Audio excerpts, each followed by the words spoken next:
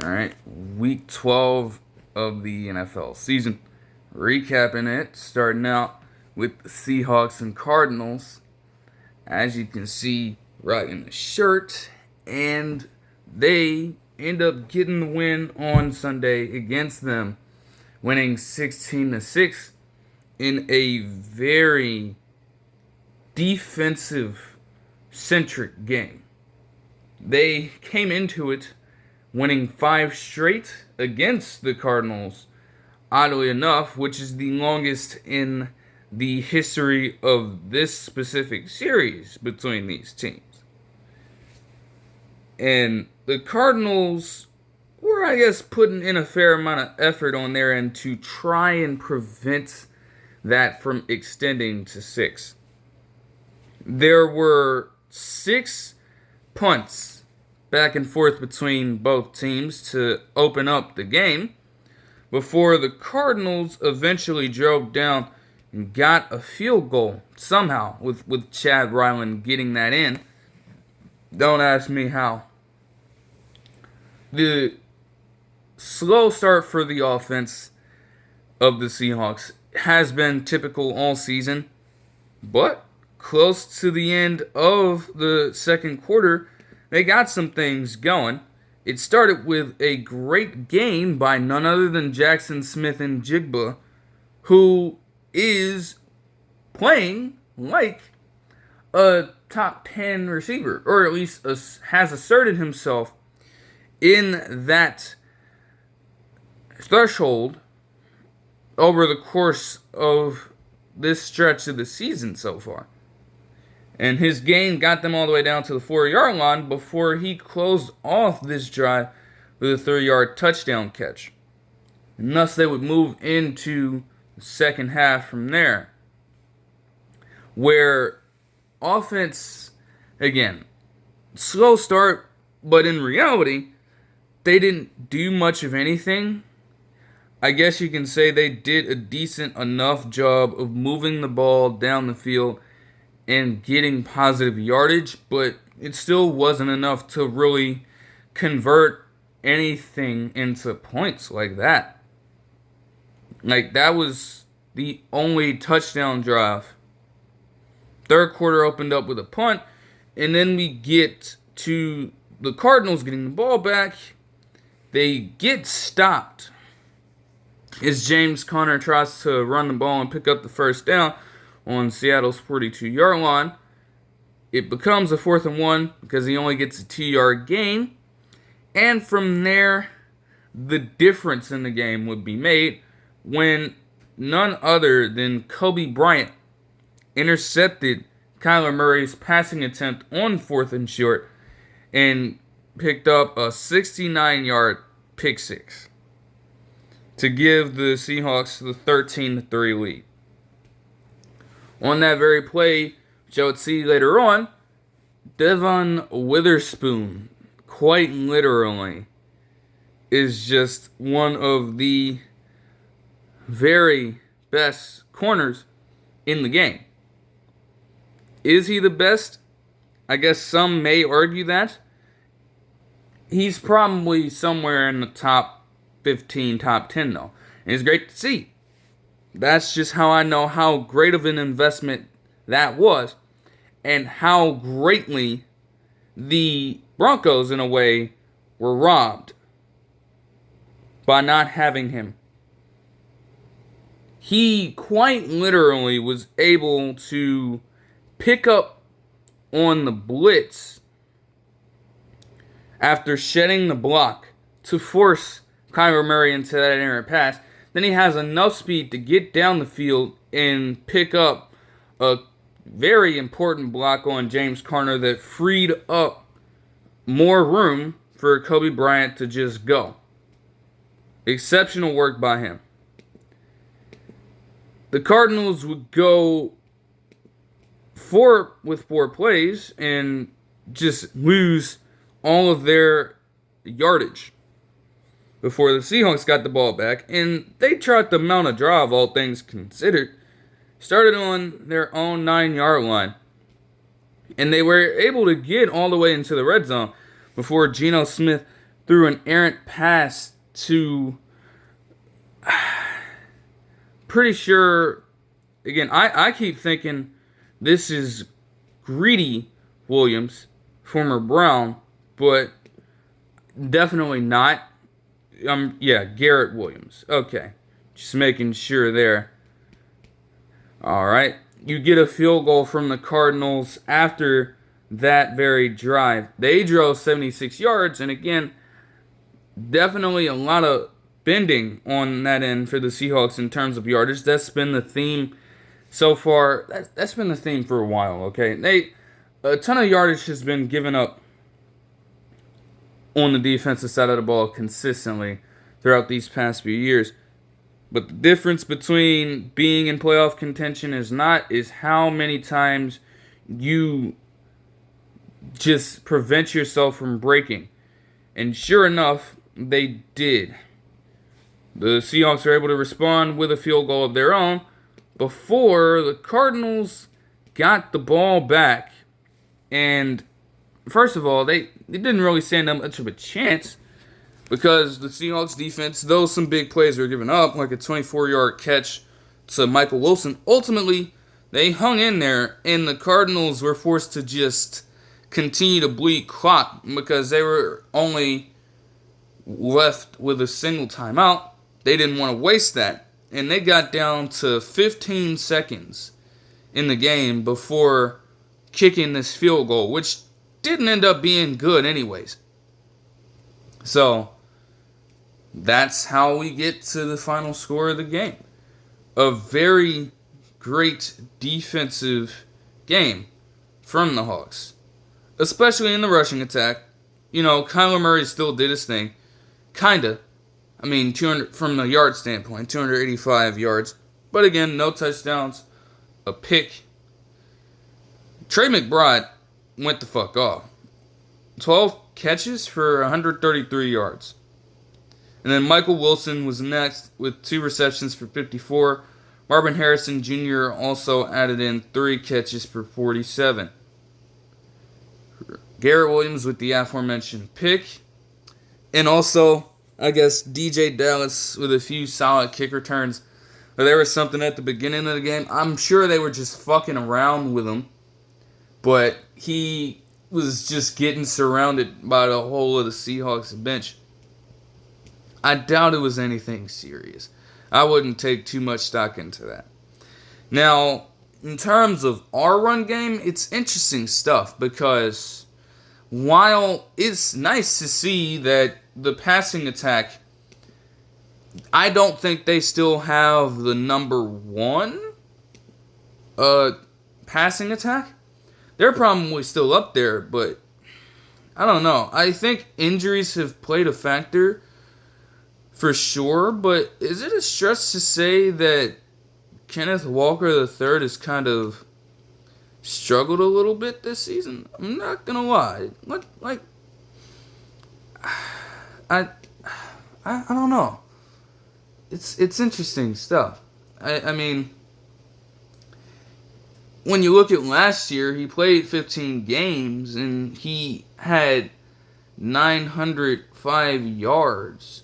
I mean, he's always been a little over 4 yards a carry, but at this current point, he's at 3.8. He has 7 rushing touchdowns, though, already, which is definitely outpacing what he was able to do in both 2022 and 2023, because he's played the same amount of games in those respective seasons. His attempts per game have gone down a little bit. I mean, he hasn't fumbled, though, which is good. But, I don't know. I mean, I think that he has become a little more well-rounded, though. He's definitely, with the way they've called their offense, gotten more involved in the receiving game. And he definitely had some productive plays out of the backfield, including some huge gains. He even managed to catch a ball and take it for a load of yardage while hurdling a player as well from what I saw in post, because I certainly was not able to watch it live. I just have to be real with myself there. Alright, but yeah. I don't know. I mean, he could finish with his lowest output to this point. I don't know. I do have faith that he could likely pick things up a little bit. And certainly, you want to have that happen because you want players to be at their strongest if they potentially make the playoffs. You want them to perform as best as they can, absolutely. But I feel like for now, if you have that going on and you're still like finding ways to win, that's pretty reflective of your team too. Like I said, he had 4 receptions for 52 yards. So that's a good enough balance there. But another dimension to this offense could be totally unlocked if and when he is able to contribute even more. That sounds crazy to say. This is no disrespect. I don't know. Geno, on the other hand, with 22 completed passes and 254 yards with a touchdown and an interception of his own. Jackson, Smith, and Jigba led the way once more with 6 receptions for 77 yards and the aforementioned touchdown. DK Metcalf also had 4 receptions for 59. Like I said, Jackson Smith and Jigba is having a fucking season. He's 7th in the league in receiving yards with 755. And he's certainly up there in terms of receptions overall also. Is part of that how they attack defenses with their passing game? Absolutely. When you're able to get such open space on a consistent basis that you can attack the short passing game with different screens and different hitch routes, there is definitely a great chance that you can end up with that amount of receptions. He's 8th with 66. However, with some of the routes that he has also been able to put together over the course of this season, like I said, like the football IQ, the chemistry with Geno Smith is clearly there. Because even when it doesn't look open initially, he's finding the soft spots to work in and aid Geno in trying to advance the ball. And this is just his 2nd year in the league. Yes, Ohio State is certainly wide receiver U. And I'm going to stand on that. Not every college, but a good variety managed to produce good classes of wide receivers. They're not like Ohio State in this shit. It's as simple as that.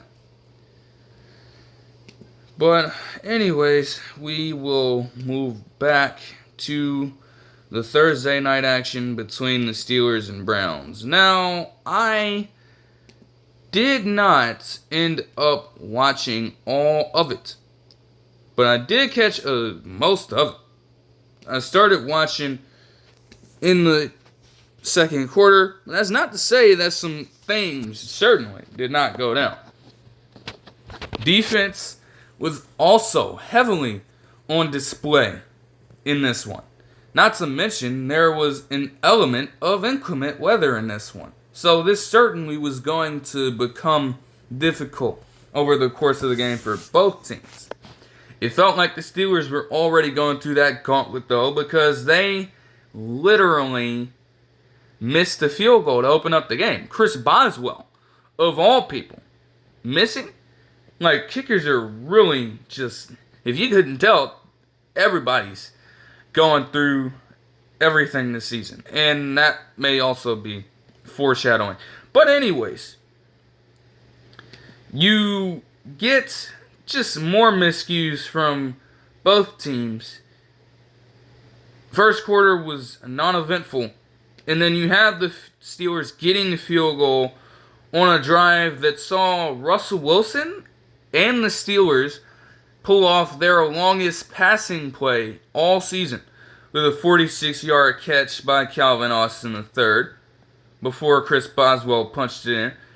Then the Browns with Jameis Winston drove down and gave the rushing touchdown to Nick Chubb, who, again, playing in this game after not the very anniversary, but the first time he would play against the Steelers since that Monday Night Football game in Week 2 of last season where he ruptured his ACL and missed the season and part of this current season as well.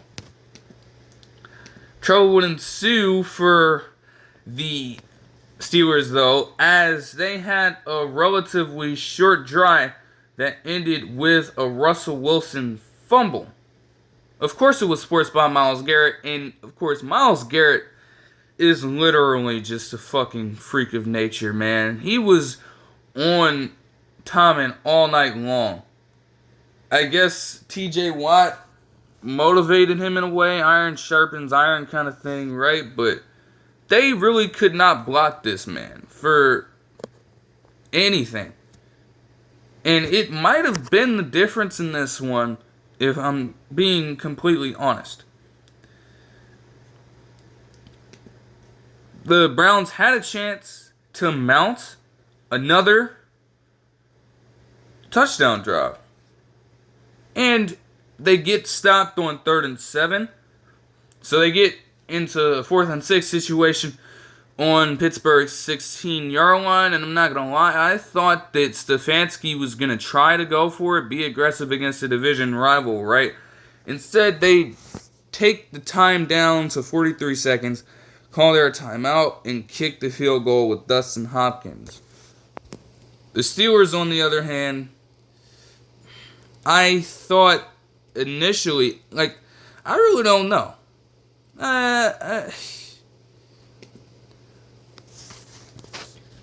He literally gets sacked by Myles Garrett again to cap off a shorter Steelers drive that led them into the half as they get down 10-3. Now, to open up the third quarter, aside from the game itself, the weather got fucking crazy out there. Bits of snow started to fall because there was a wintry mix or so in Cleveland at the time. It just transformed into full-on snow at that point. And the effects were starting to take form. Not completely, just yet. But that little bit was just enough to throw Cedric Tillman off his game clearly. I don't know why I was about to say Charles Tillman, but alright. He caught a very good pass from Jameis Winston and ran to gain 24 yards on the play before Deshaun Elliott hit-sticked his ass. Quite literally. He spun around and lost the football to the point where Dante Jackson was able to recover it and give the Steelers the ball back. With another chance to make something happen, though, they came up literally just short because their run game was just so ineffective tonight. Really. They had already, on one of their earlier drives that ended in downs, tried to go for it on 4th and short, running the football and didn't get it.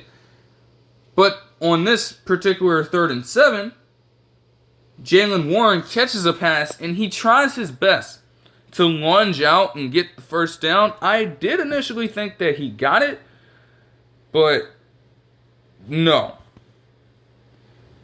Not at all. Then, you get into 4th and 1, and Jaylen Warren gets stopped in the backfield to lose a yard and give the Browns back the football. They still managed, the Browns, because this game was just that sloppy, to go 3-0 and give the Steelers the ball back. But at this point, that time came. It literally started snowing out there. Quite literally. And everything was getting raucous. The Steelers were driving, and because I guess they are hated so much by the Browns fans, every time tensions got high on like 3rd downs and things of that nature, or, trips to the red zone, fans, as I was watching the broadcast, I don't know what happened with the audio team for Prime, but you could hear people banging on the different gates and things that they have, the different reinforcements in the stadium, just straight up banging on the glass. And you could hear it reverberate. Just wild stuff. But I guess you can't blame them for getting amped up, right? Rivalry game. You gotta have that mentality, I suppose. So they get the ball back, and wow, beautiful stuff to see. It's snowing. The conditions could be blinding to most players on the field. It's covered in snow. And you have Russell Wilson dropping back on this drive, throwing a dot to the sideline, caught by Van Jefferson for 35 yards. The Steelers continue to drive, and Myles Garrett shows his ugly rear again. Quite literally. It's just, even with good plays being contributed by Najee Harris, that doesn't mean anything when that man is literally coming off the edge trying to just take your soul. I don't know, man. They got themselves in a 4th and 1 situation, but they were able to extend the drive with another pass completion in very, very unorthodox conditions by Russell Wilson to Pat Freiermuth for 9 yards. The Steelers were able to get a field goal on this drive, though they did not want to keep settling. Very next one for the Browns, you have the 3rd string tight end for the Browns getting a catch. And then you also would have the backup tight end and Jordan Akins getting a catch as well, after they picked up the 1st down on a 4th and short with Nick Chubb 4-yard run. We get to 3rd and 2 from the 2-yard line, and Jameis Winston throws what seems like a pretty routine pass to an open David Njoku in the end zone, and he dropped it. Surprisingly. Now the Browns decide to be aggressive, going for it on 4th down, and the Steelers defense, to their credit, has Jameis Winston dead to rights before scrambling it in and hurdling for a touchdown run. And David Njoku would also redeem himself on the 2-point conversion. Still, if they didn't convert that touchdown and Jameis Winston got sacked or something, I would have questioned it, because you're on 3rd and 2. Nick Chubb is quite literally a player that has consistently averaged 5 yards a carry, especially when he's healthy Obviously, he wasn't to open up the season. So he's continuing to work himself back into full game speed. It's going to take a while for him to really get back to where he was just a few years ago. I understand that. But he was still doing relatively well this game, to the point where you can trust him to get 2 yards. Why are you passing the ball back to back in a goal-to-go situation? Doesn't make a lot of sense to me. But they did get it.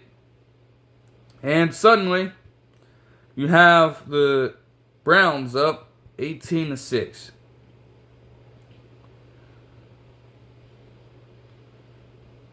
I mean, a lot of different announcers are getting crazy this season. Just saying a lot of wild things. A lot of wild things. I mean, hey, I guess with a wild game it's fitting, because you have players on both teams with pieces of their helmet getting scraped off. That's how bad the weather was out there.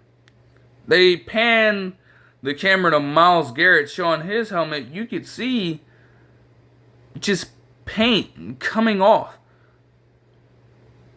It's all for the love of the game. That wouldn't mean a thing to Justin Fields, though. He had to step in for a little bit, or they wanted to, because they wanted to get some sort of run game going, because the running backs were not doing it. And Russell Wilson, obviously, he did get a 10-yard scramble, but running the ball is not necessarily a strength of his anymore in his older age. He was able to pick up a 30-yard gain before losing 2, and then chucking up an incomplete pass. Luckily, it was a rough-end passer on Jordan Hicks, who happens to be with this team right now. I don't know. Najee Harris is just quite the character, though. I mean, he'll have some good games, but even in those moments, one thing is always reign true for him. The ball carrier vision is just terrible. It's terrible. Like, the lane can be so open for this man to run through, and he'll still just deviate from the preferred and reasonable path and just go a completely different direction than anyone's expecting. But the defense is very much thanking him for it every time, because it leads to easy stops in the backfield and shorter gains in situations where you need way more on a given play. Only getting a 2-yard run on first down. Now, luckily for him, he was able to get out of the backfield on a sort of swing route and get a 10-yard catch. Now, on this first and goal from the 5-yard line, Cordero Patterson would be subbed in because he is loved by Arthur Smith, I suppose. Didn't pick up any yardage there, but the play itself didn't matter. What happened during it, though, was ridiculous, because there would be a flag thrown on Grant Delpit for unsportsmanlike conduct. And they replay exactly what happened. They're engaged in the play, and then the whistle is blown dead, right? I guess Pickens and Delpit are kind of jawing, just going at it with each other through the blocks and stuff, right? All this man Grant Delpit did is grab George Pickens' mouthpiece out of his helmet. He just snatched it out and took it down. That's all. and that qualifies as unsportsmanlike conduct, and a penalty like that, like, I'm not gonna lie, it's soft. That is a soft call. I couldn't believe it. Like, you mean to tell me that you can't handle somebody taking your mouthpiece out? Yes. Was it a strange maneuver? Absolutely. Very, very weird action to commit to. But it's not something so debilitating and so demoralizing that it qualifies as unsportsmanlike conduct.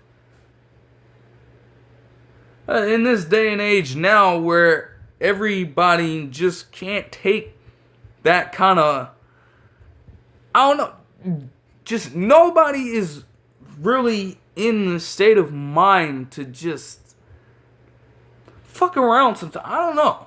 Like, sometimes it's fine, dude. Like, there's literally nothing that comes from that. Sure.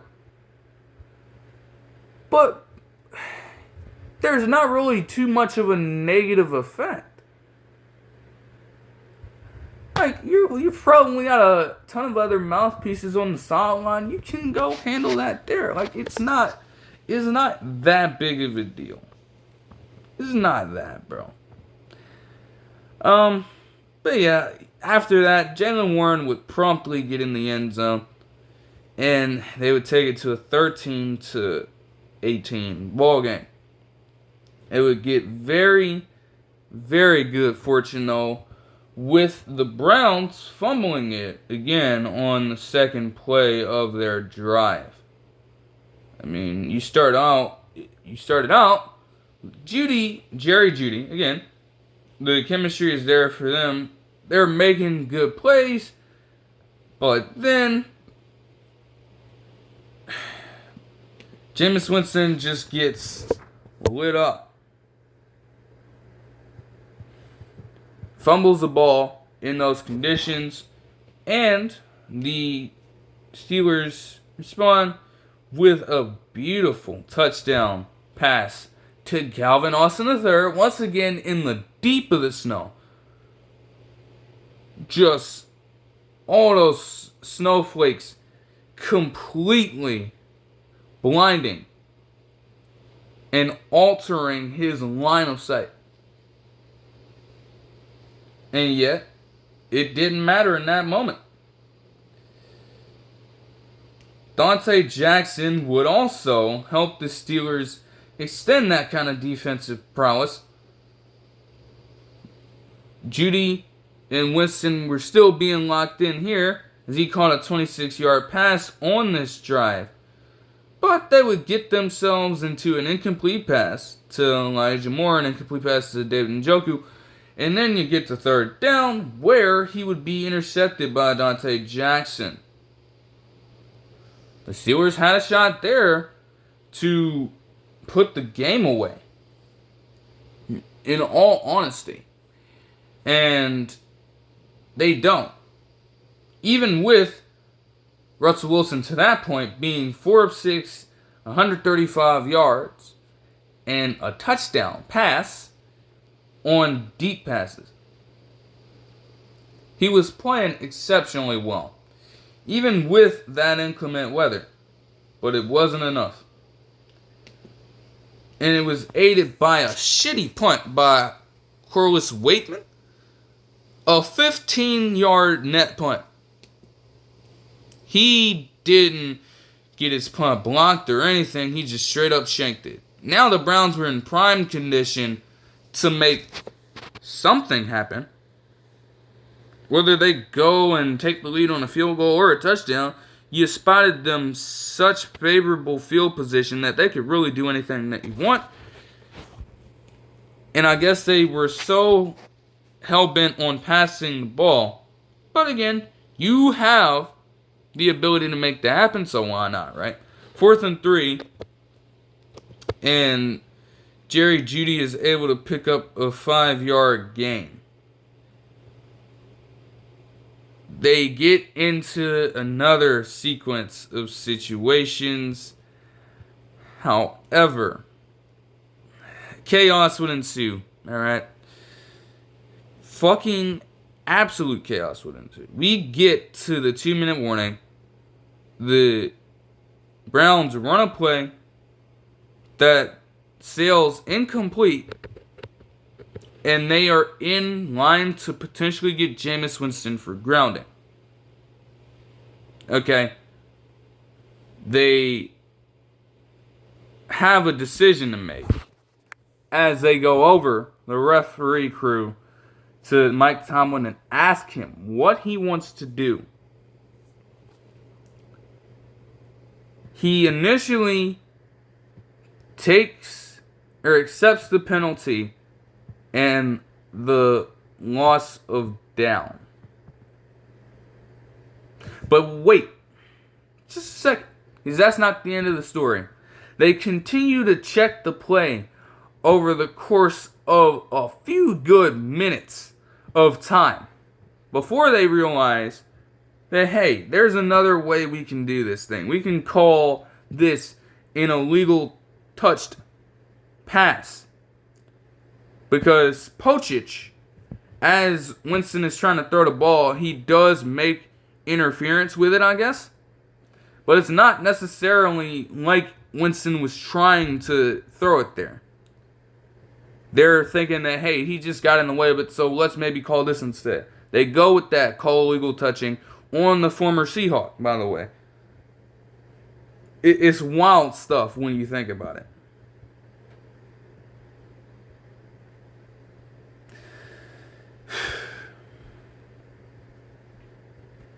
Like, man. They go back to Mike Tomlin. Ask him what he wants to do.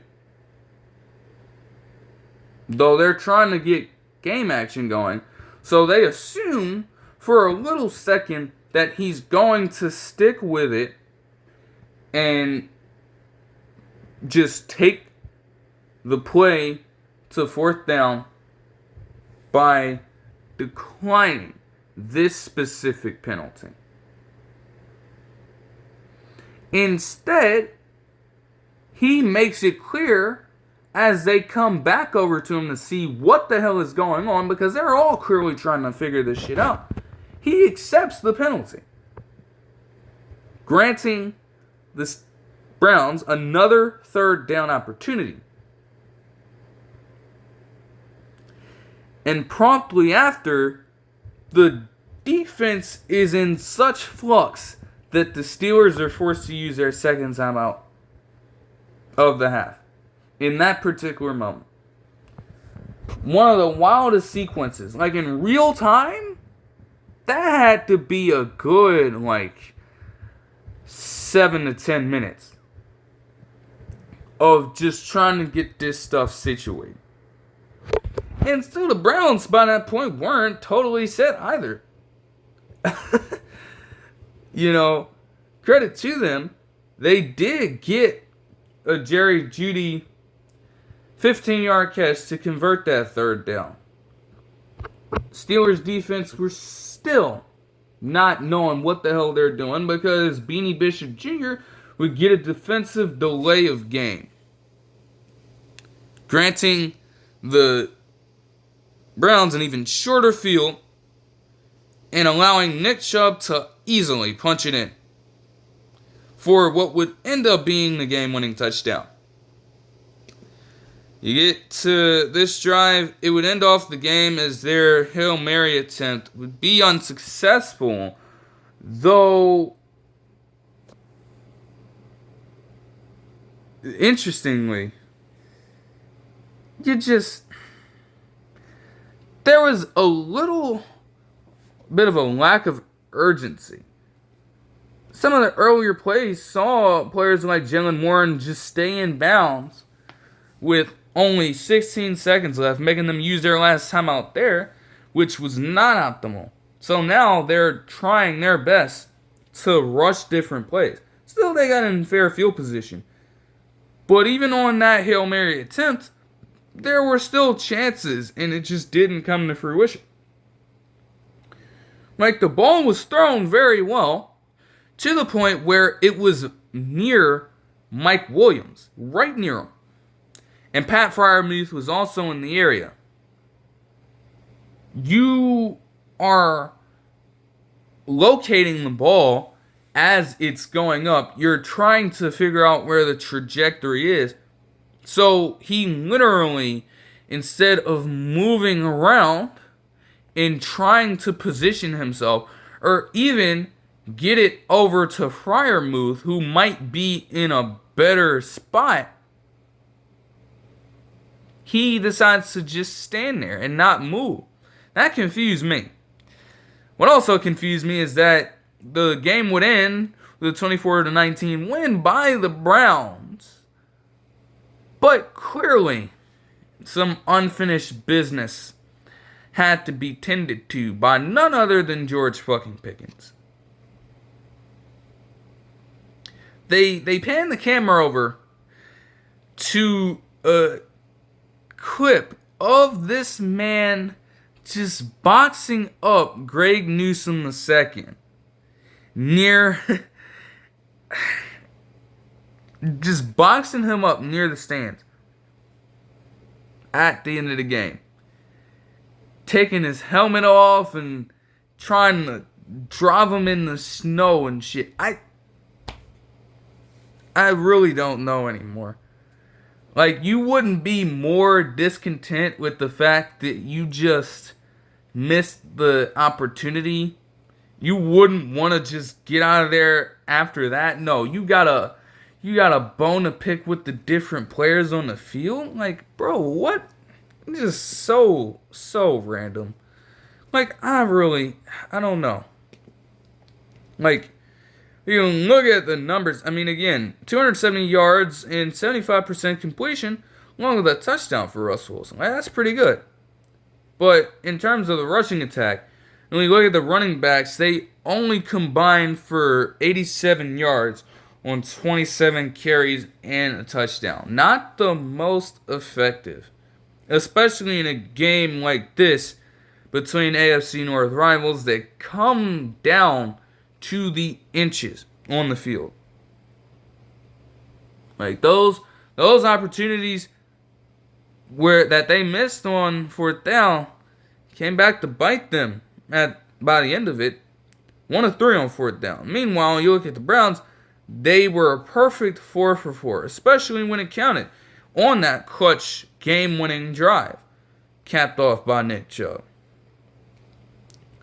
Calvin Austin would lead the way with 78 receiving yards and 3 catches.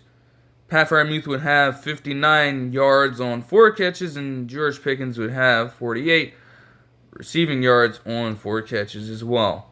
Jameis Winston, on the other hand, 219 passing yards and a touchdown run with an interception on 66.7% completion. It's not to say that the Steelers' run defense didn't hold the Browns in check. I mean, 3.1 yards a carry, 85 yards on 27 total carries. Like, that's not terrible, but also 3 touchdowns on the ground. Jerry Jeudy would have 6 catches for 85 yards, being a huge factor for the Browns over the past couple weeks, win or loss. They got the very good result in this one. That took quite a while. Oh boy. But we're going to move on to the Chiefs and Panthers. All I can really say about this is that there's no way that this game should have been as close as it was. I thought it was going to be incredibly smooth sailing, but for whatever reason, Bryce Young decided to activate whatever abilities that Zach Wilson was able to for the one game he played against them last season, and gave the Chiefs a run for their money and managed to win the game somehow. Bryce Young was trying to be on that same thing, I guess. I don't know. Samaje Perine would start off the game with a very good kick return, and Patrick Mahomes, to his credit, would get a touchdown pass 35 yards to Noah Gray for the very first passing touchdown he has had in the first quarter of this season. The Panthers, to their credit, and this would be a consistent theme throughout the game, they were mountain drives. They were doing the best they could to respond. Got a quick field goal, countered by another Kansas City field goal. On that ensuing drive, though, Travis Kelce would gain enough yards to place himself in the third slot for the most receiving yards by a tight end in NFL history. He only trails Jason Witten and Tony Gonzalez, who have more. They would finish that drive relatively well before another field goal drive by the Panthers would be mounted. Eddie Pinheiro, if you didn't know at this point, he is the all-time leader in field goal percentage, field goal accuracy. His attempts, compared to guys like Justin Tucker, who he happened to overtake because of his very struggles this season, the attempts do not match up, but they have been totally disregarded. He furthered all of the propaganda with making that kick. They would continue to drive, though, as Travis Kelce would continue to be fed. Xavier Worthy picking up a solid third down with a 9-yard catch on this drive as well. But this overall sequence was just horrible. I mean, that very third down in the first place would be done after offsetting penalties. That's one time. Later, on 2nd and 1, you'd have another Kansas City penalty. On 3rd and 11, on Carolina's 15, another penalty by the Panthers. Then a false start by Trey Smith that follows, placing them back on the 15-yard line. A negative 4-yard run by Kareem Hunt would be followed by offensive holding on Juju Smith-Schuster. Then a 13-yard catch, and then a sack by Jadeveon Clowney for 10 yards to finally get some points on the board. Despite all of the fuckery going on with the Zebras, the Panthers defense did hold on that one, but they would proceed to crumble after a 3-and-out. On a 14-play, 92-yard drive, the Chiefs would just continue to do whatever it is they do. I mean, the nerve of this football team. They're doing a decent amount of normal things normal offenses would do. And then on 1st and 10 from Carolina's 17-yard line, you have Mecole Hardman Jr. running a read-fucking option and taking it for a 6-yard run. That's ridiculous. That's ridiculous, man. What even is that, dude? Who is thinking of giving a person like him the ball to run out of the backfield like that? That's nonsensical. But they would revert back to more traditional ways and get their tight end a touchdown, with Noah Gray putting up another one on an 11-yard catch this time. Safe to say that the Chiefs own the second quarter. However, Jatavion Sanders would emerge a little bit. He would get a very good 28-yard catch on the Chiefs' rookie corner and get defensive holding for the and one. David Moore, who also, shout out to the former Seahawk, he was getting after it. I don't know what the chemistry between those two looks like, but he was certainly doing more than expected. And that's always respected. Ja'Tavion Sanders would get another 10-yard catch. However, he would be taken out due to very rough injury. They got the stretcher out for him. He fell right on his head. That's always tough. Certainly. So they end off that drive with a field goal. They take it to a 20-9 ball game. Panthers, right off the bat, opening up this third quarter with a 15-play and 65-yard drive, aided with some very great help from David Moore, once again, getting a 13-yard catch to give them their first converted first down on the drive.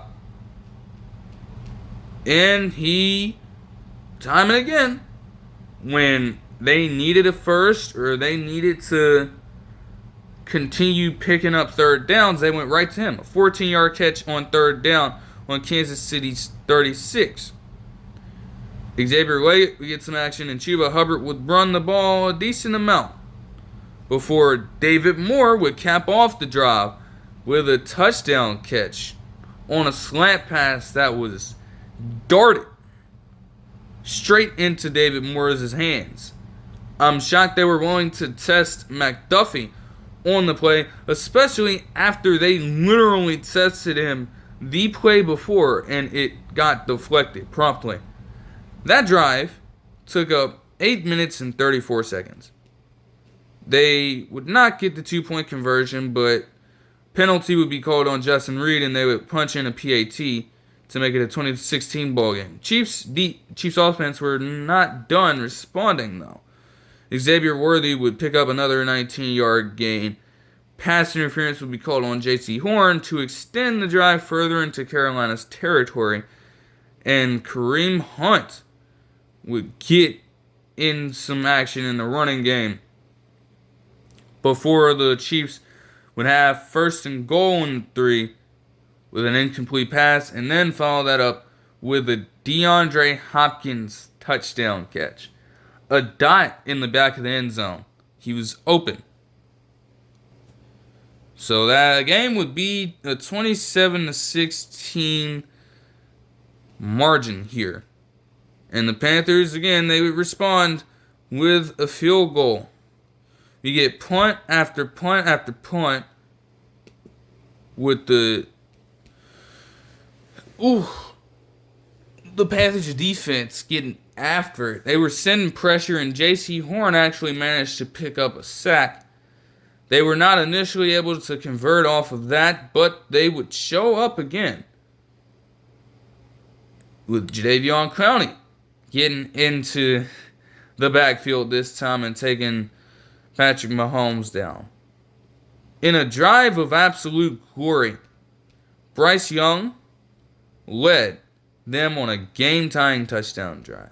Somehow, some way he had that in him. I didn't think that was the case. I just couldn't. Chuba Hubbard got the rushing touchdown and then the 2-point conversion. Tied ball game, but in these moments, the greatest players will certainly display their talent. Mahomes did just that. They're saying this run ended in a fumble, and technically it did. You can't be that careless with the football, but tell me if you've heard this before. Mahomes scrambled to his left, out of the pocket. Attempts to pick up a different first down, and manages to get past most of the defense for a 33-yard run before being met by Kendall Fuller.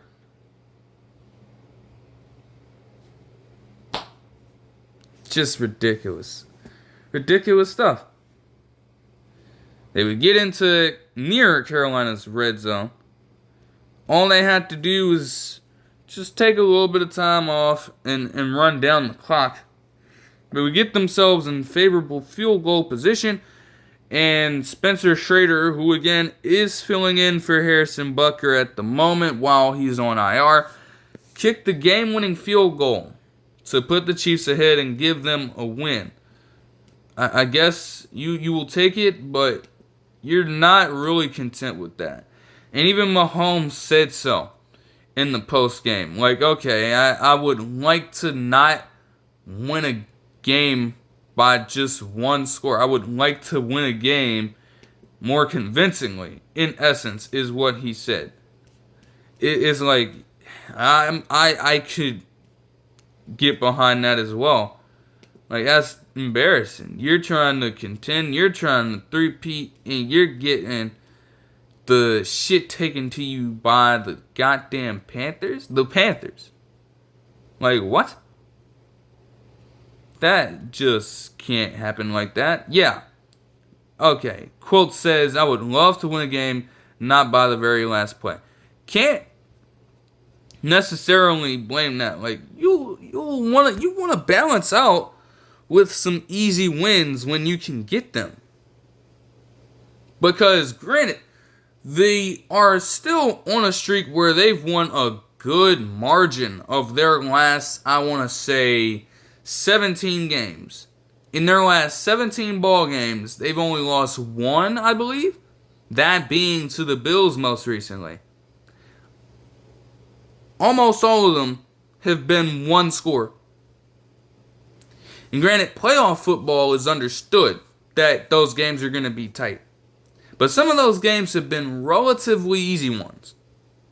The Broncos should not have been able to invoke that kind of fear of losing their undefeated season initially into this team. And the Panthers should not have been able to give them that scare either. So it's valid. Like, I can't disagree with that. Still, he performed well, all things considered. He actually had 269 passing yards and 3 touchdown passes on 73% completion and also 60 rushing yards on 5 attempts. Kareem Hunt would lead the way in that department with 68 rushing yards. Noah Gray would have 66 receiving yards and the aforementioned 2 touchdown catches. Travis Kelce would have 6 receptions for 62, and Xavier Worthy would have 4 receptions for 46 yards. Panthers side, meanwhile, Bryce Young, probably one of his better games, 263 yards, 60% completion, a touchdown pass. Not enough to lose. And, I mean, I guess you got to look at the defense giving up that run play to Mahomes and saying that they didn't do enough to really help Bryce Young overall. Because, I mean, when push came to shove, he did honestly do all he could to perform. Like, what better spot can a team be in than a 3-8 squad, or 3-7 squad in this case, in a tie ball game with the reigning Super Bowl champions late in the fourth quarter? Like, you can't ask for much more than that on his end. I'm not going to lie. So I wouldn't say too much about his performance. Like, he did well. You've got to give him credit for that. And I guess other people have mentioned, too, that his confidence could be a bit rejuvenated after something like this. And that makes sense. Like I just said, you can do that against a Super Bowl caliber team. That may be a good reflection of where you're at and where you could potentially be if you continue to improve your game. David Moore led the way for the Panthers with 81 receiving yards on 6 catches in the aforementioned touchdown. And Thielen had 3 for 57, quiet 3 for 57. And Xavier Leggett also had 4 catches for 56 yards. Before being taken out, though, Jatavion Sanders also contributed 3 catches and 49 yards. Like, again, don't, if you're a Chiefs, any part of the Chiefs organization, you can't be content with that win. But as a fan, you'll probably just take it in and be fine with it. Mahomes is also, with this performance, tied Len Dawson for the most passing touchdowns in Chiefs history. That's obviously going to be broken. Do you remember just a few weeks ago where Mahomes couldn't get a passing touchdown to save his life?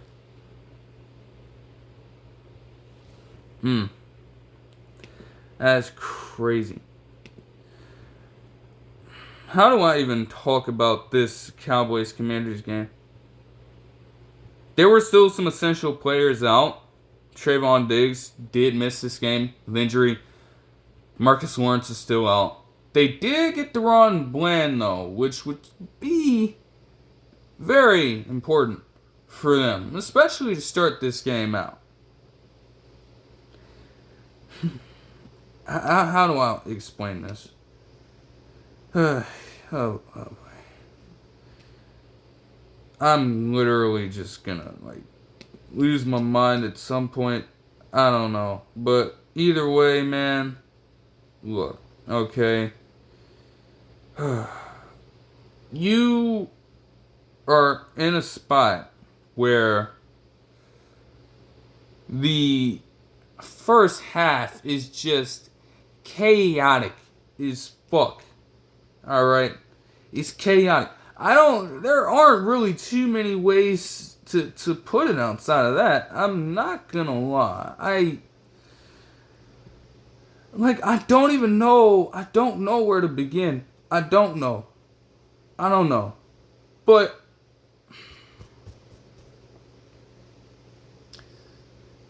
let's just put it like this. Because, yes, the Commanders would miss a field goal after making one to start out their, possessions through this game. Meanwhile, the Cowboys, before even getting a single point on the board, managed to become the first team in the NFL this season to have a blocked field goal, a missed field goal, of turnover, and a blocked punt within their first 5 possessions.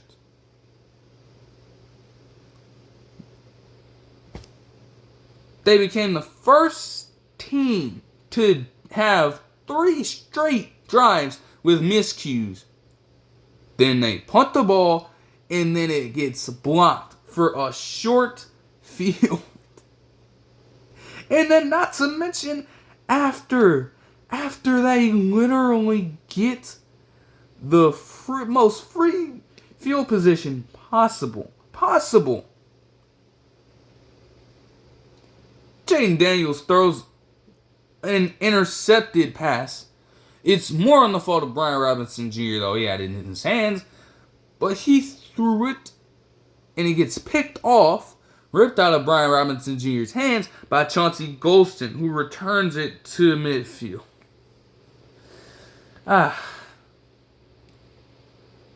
There were some silver linings. I mean, Frankie Louvu for the Commanders, he was certainly balling out. I mean, he was everywhere. He was getting in the backfield, contributing different sacks, and also batting down some very predictable screen passes. But he was all over the place. I'll credit him with that. Still, though, stuff is terrible. You have Brandon Aubrey, after being one of the most accurate kickers, just absolutely going through the gauntlet. Like I said, everybody can get some this season. And Austin Seibert himself was 1 of 4 from 50 yards this season. Already, in this period of time, you get 3 different missed field goals. That's just not real. It's not. It's not, bro. Bobby Wagner continued to assert himself as well. the whole situation was just looking bad for the Cowboys. And if it wasn't for the Cowboys being who they were, I'd honestly look at the Commanders with a side eye too, because nobody knew what the hell they were doing out there. Nobody. Quite literally, not to mention this play as well, which served as a microcosm of probably the entire game, especially the early portion of that shit. Because Cooper Rush, on 2nd and 1 from Dallas' 23, would be intercepted by none other than Noah Igbenogany, who used to play for the Cowboys. And while the play wouldn't stand, because of his own pass interference penalty, you still want to preach ball security to your players. And this dude does the dumbest shit. He leaves the ball exposed just enough for CeeDee Lamb to force a fumble and for the fullback Hunter Luepke to recover the fumble back. No matter how you slice it, even if the penalty wasn't called, the Cowboys would have had the football because of his fucking stupidity. You can thank him for that shit. And promptly, the very next play, not too familiar with this Brooks Wright wide receiver for them, but he would get a 41-yard catch on a lucky-ass pass from Cooper Rush to put Brandon Aubrey in position to make the field goal. Now, the third quarter would start with just a tad bit of explosiveness, I guess.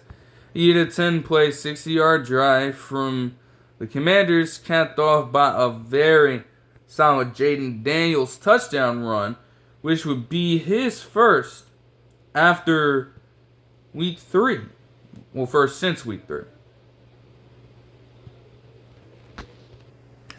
You have the Cowboys then proceeding to follow that up with a response of their own, but not before some stupidity. Because, to Rush's credit, he would drive them down the field somehow.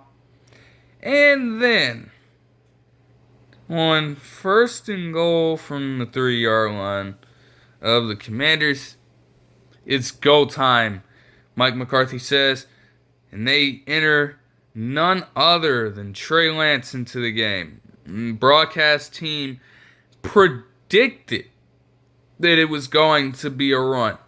And surely enough, Mike McCarthy played right into their and the defense's hands by calling some sort of design quarterback run to the right for Trey Lance that got snuffed out completely in the backfield for a 3-yard loss. But he's placed among the greats of the coaching field. No. Cooper Rush would end up getting a good pass to Jalen Tolbert for a 6-yard touchdown, though. Punts, and I mean punts, they would continue to ensue, as both defenses would put on very good displays, with the special teams also being just absolutely sloppy. I mean, I don't know. Mixed element of both, if I'm being completely honest.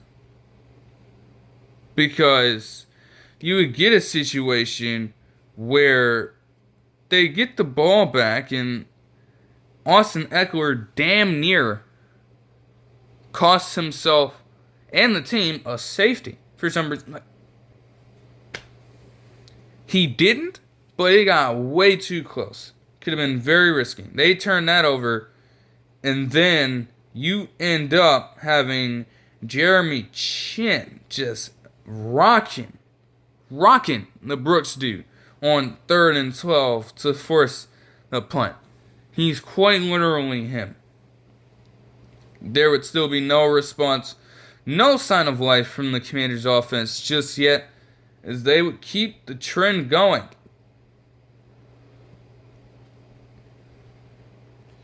Cooper Rush would have another botch snap after opening up the drive with a positive play, because you can't have consecutive plays of positive fortune. You just can't with this team.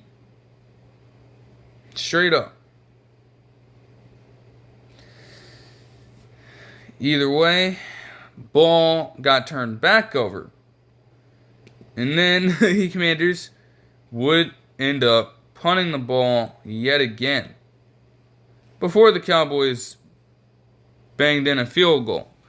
Keep in mind, too, that this score would come with 8 minutes and 14 seconds left to go in the ball game. On the very next possession, Donovan Wilson would force a fumble.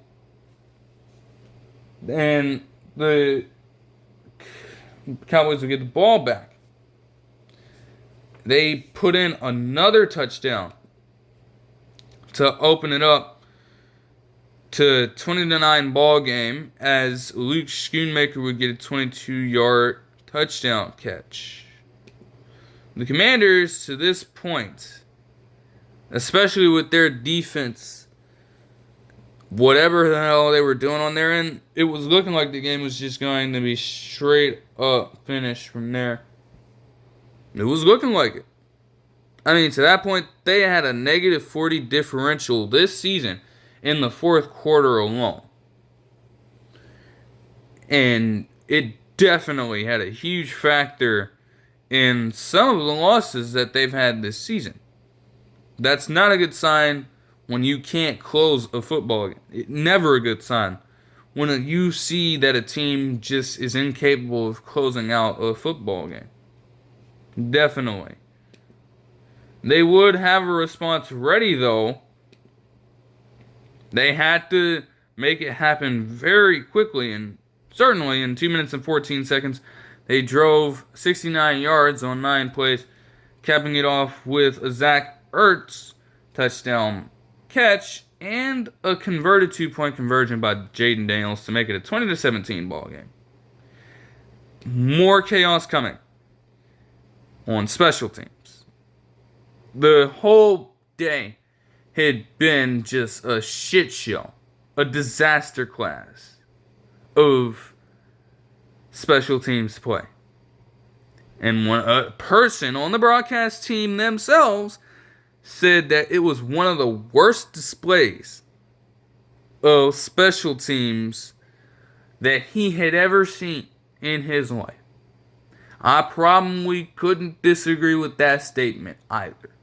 And it looked like it was going to get even worse than that, because Kevontae Turpin would muff the kickoff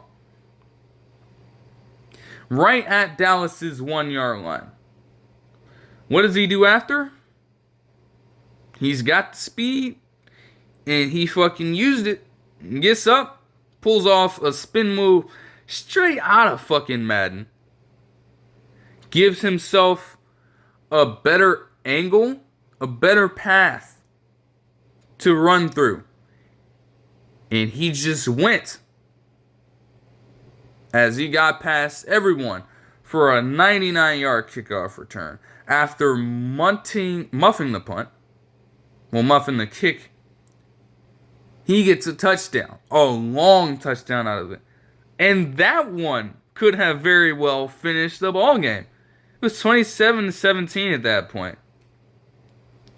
The Commanders get another shot at it, though, and they get right past the 2-minute warning.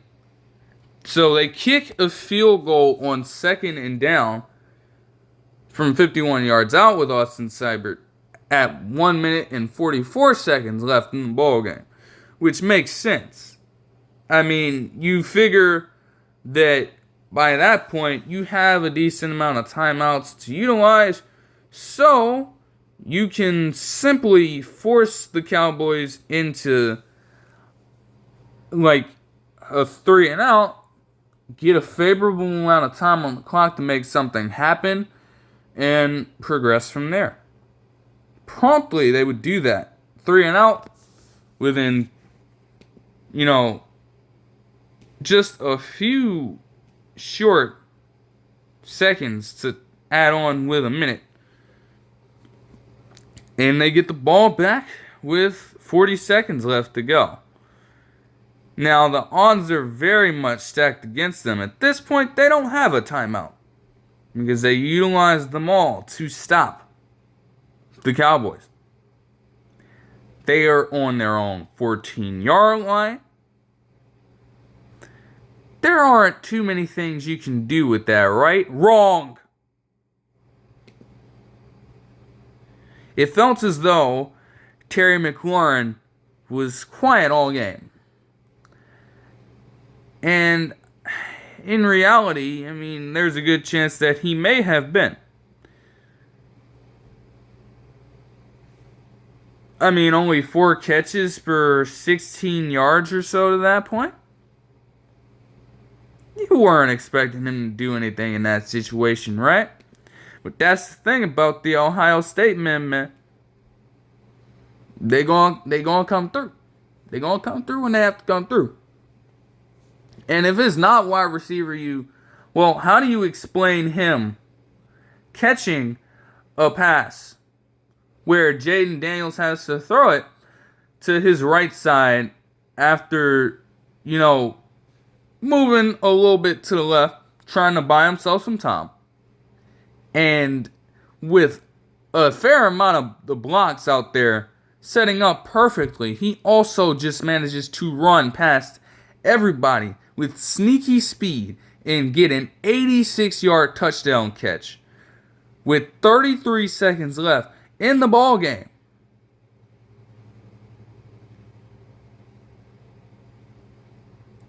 "86 yards. 27-26. Maybe the Commanders have a chance to tie it. They should tie it, right? Routine PAT. Austin Cyber misses, said PAT. Placing the Commanders in an unorthodox position. They worked that hard to get back into it, and he sold. So now they have to try an onside kick. And again, they're rarely successful. Very rarely.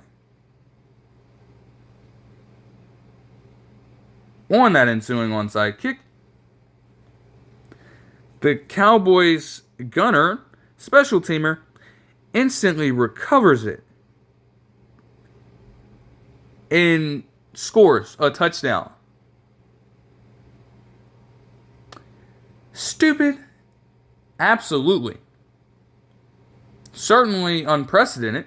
That's a play straight out of Madden 2. You get a return man, he's like right at the point of impact, damn near. As soon as the ball hits the ground like a second time, he's off and running. So you have that go down. They go up 34-26. But seriously, when you think about it, what the fuck are you doing? You saw what they just did, right? You saw them pull off a drive from their own 14-yard line and pick up 86 yards in a single play. So why would you take it upon yourself to give them any ounce of time to make something like that happen again? Give them even the slightest chance of doing so. Just end the game. Just get down. Let the offense go back on the field and take a knee. The Commanders don't have any timeouts at that point. It could literally have been a wrap. Why even add the drama?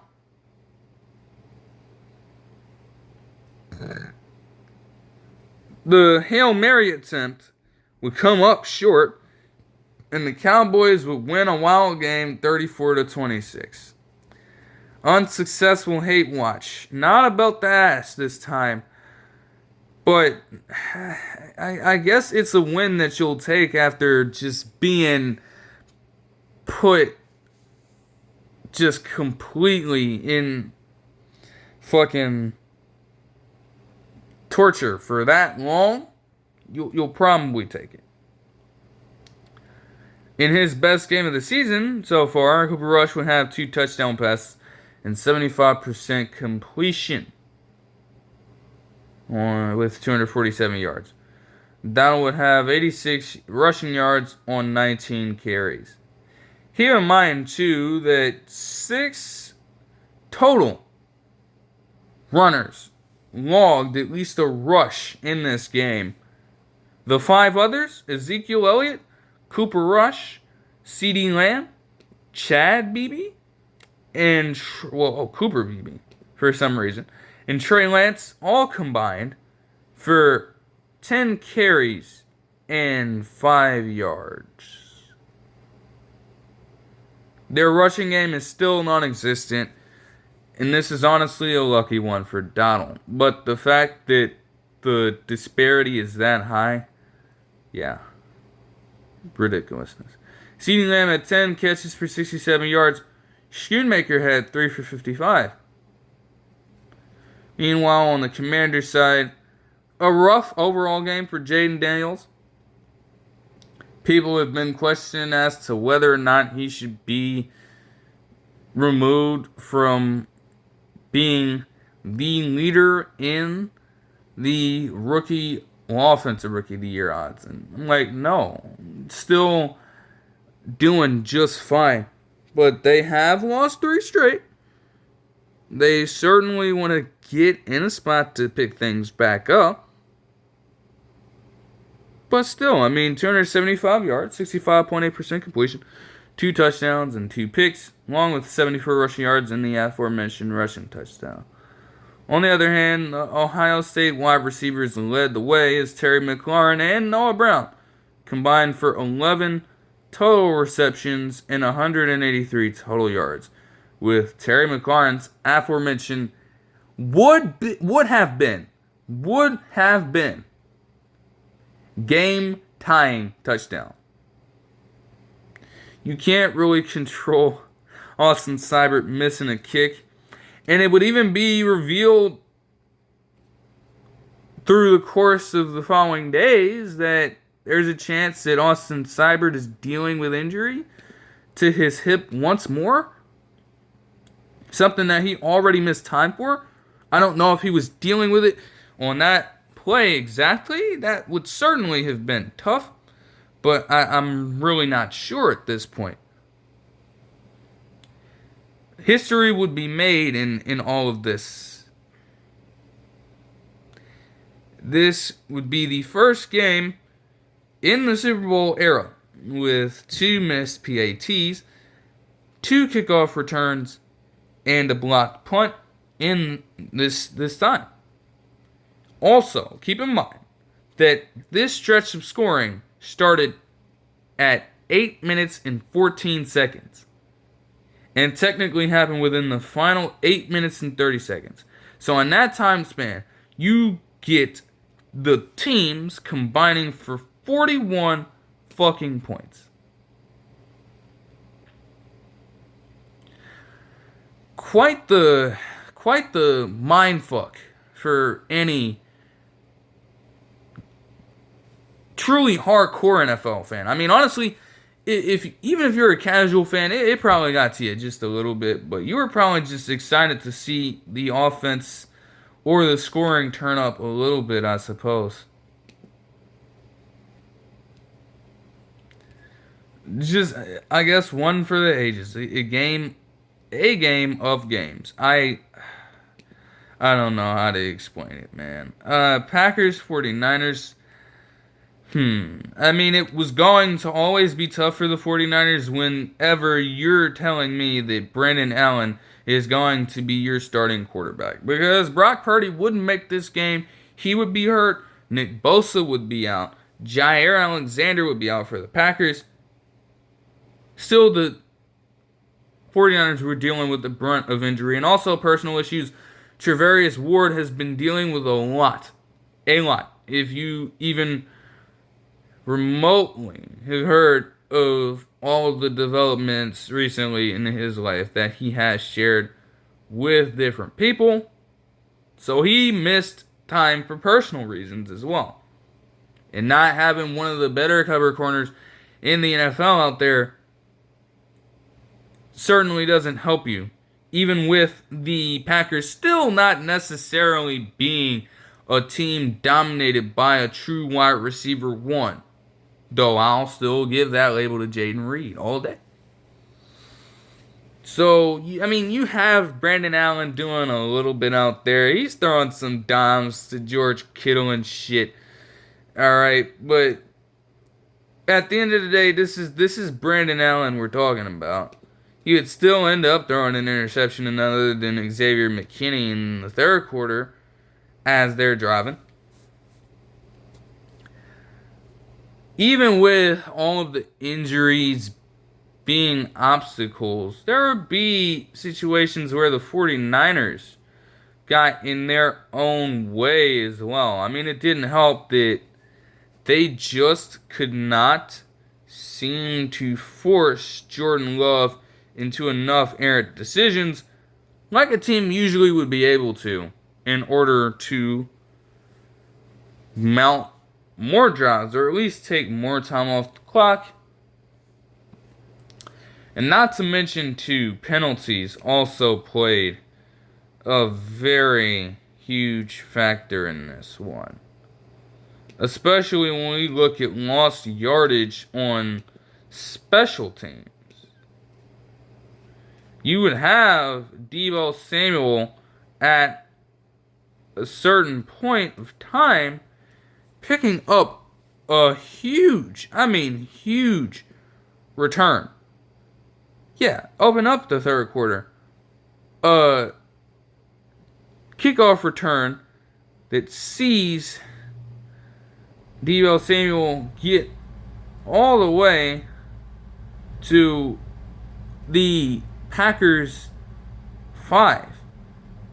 It won't show that as listed here, but he gets deep in the Packers territory after returning this kick from San Francisco's 5. However, because Eric Saubert decided to fucking hold, all those yards were wiped away and they had to settle for starting out on their own 21-yard line. They would promptly turn the ball over on downs with an inaccurate pass by Brandon Allen, who tried to lob it up to Christian McCaffrey like he's a 50-50 receiver. He's not that kind of receiving back. He's not that kind of receiver. Like, he ain't that big. Why are you even acting like he is? Trying to throw it up to him like that. What do you take him for?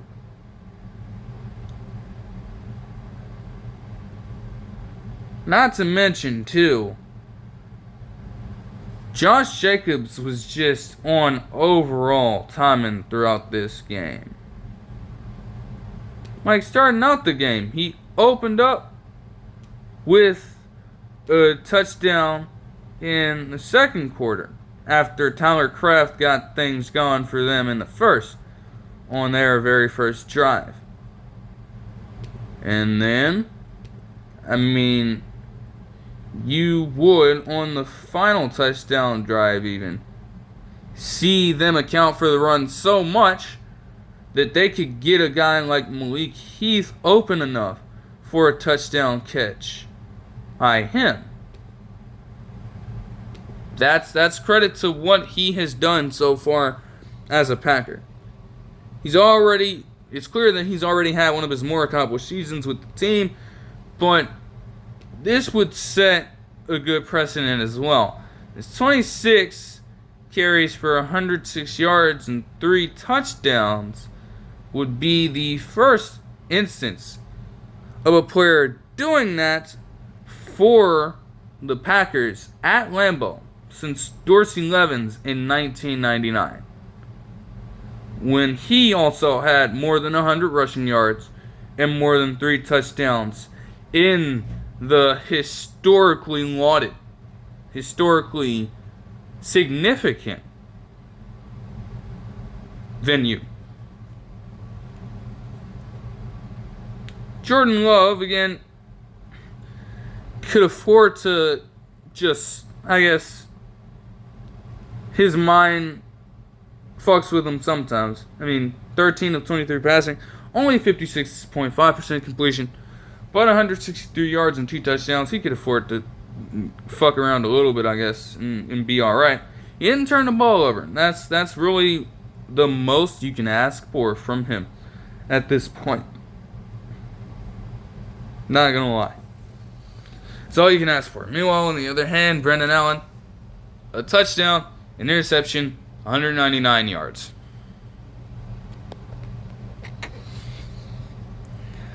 Like, just very rough for them. We figured that was going to be the case.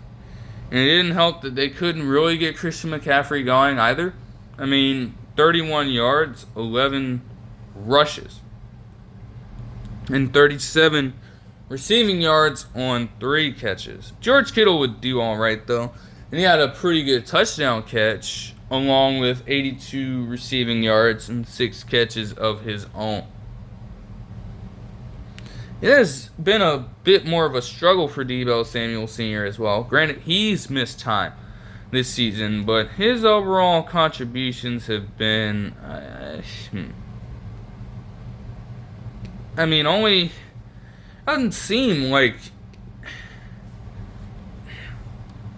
Feels like he could do a little more. I mean, I don't know.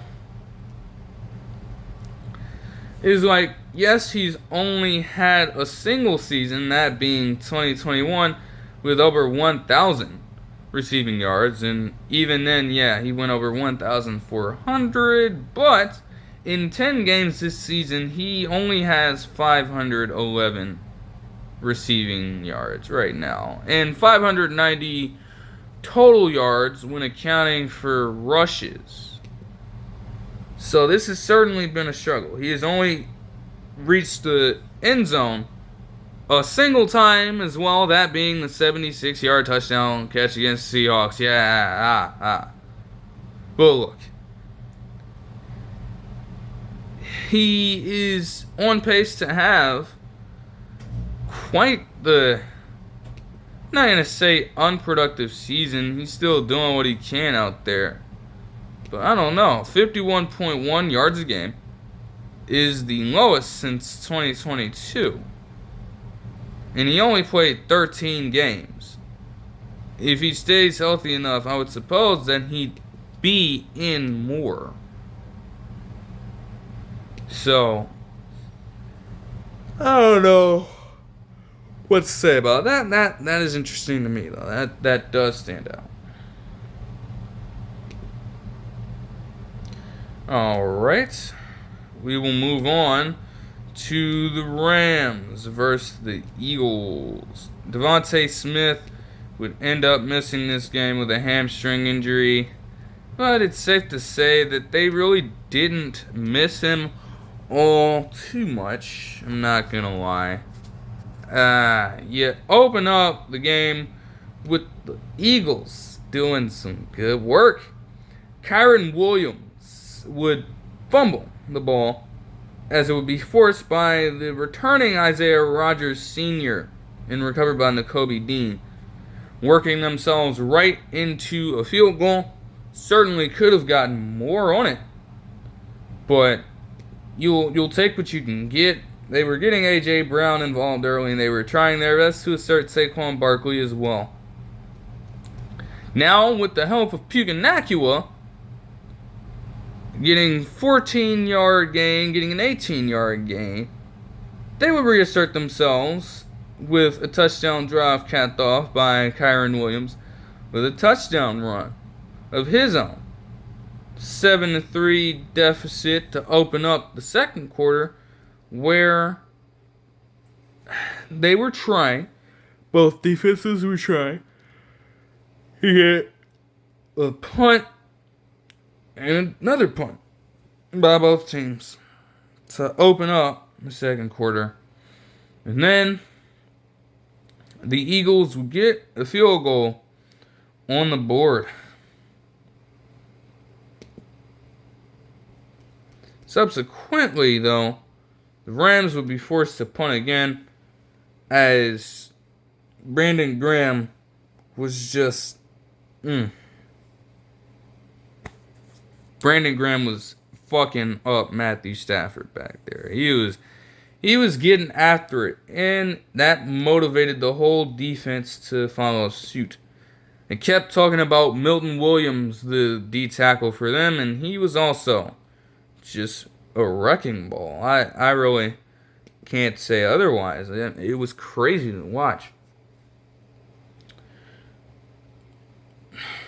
You would have them making scrappy plays all night, led and spurred by none other than Cooper DeJean on the defensive end, but Saquon Barkley could certainly one-up that on the offensive end, as Christian Roseboom got stiff-armed into oblivion by Saquon Barkley.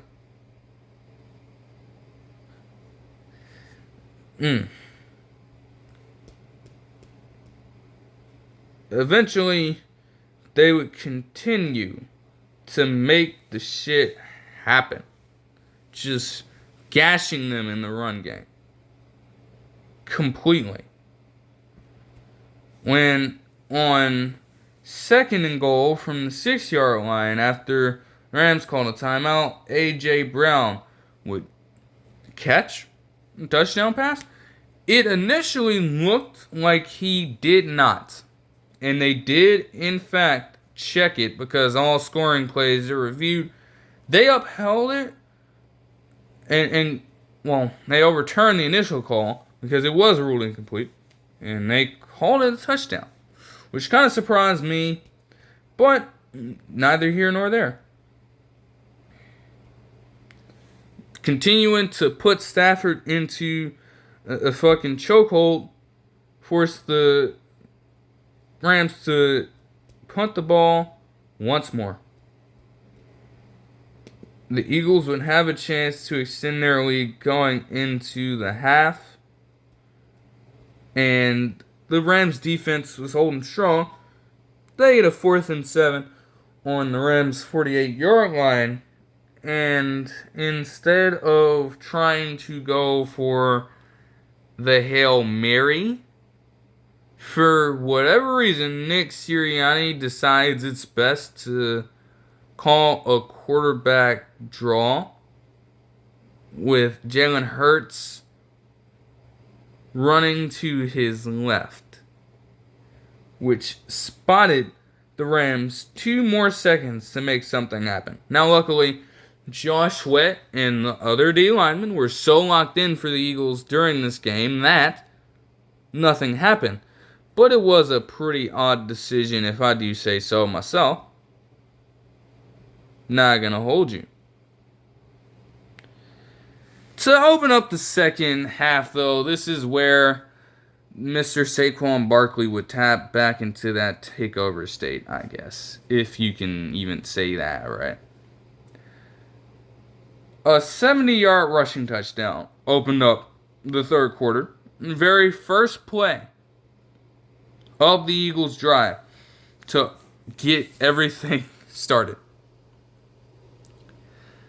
The quintessential start to any sort of pursuit for momentum for a given team in a later half of play. It doesn't get much better than that.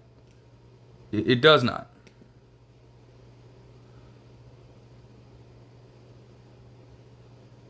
Now, we get Jalen Carter actually forcing another fumble on Kyren Williams. Their guard would recover it, though. And that would be Kyren Williams' 8th fumble in the last 2 seasons, which happens to be the second most amongst runners. But you want to be taken away by the fact that he consistently scores touchdowns. You want to highlight that more than focus on how glaring of a problem that is. Interesting stuff from different people. Puginacua would just continue to get after it, and he was being covered by Darius Slay, though eventually he would be taken out of the game. And he took a shot right near the back of his head. so he had to step out for a little bit. I initially thought that Brandon Graham forced another fumble on this play, and I was wrong. DeXarcus Robinson would go on to score a 2-yard touchdown for the team from there. And it was a 22-14 ball game. The Eagles would respond right back. Saquon Barkley just continued to keep everything going.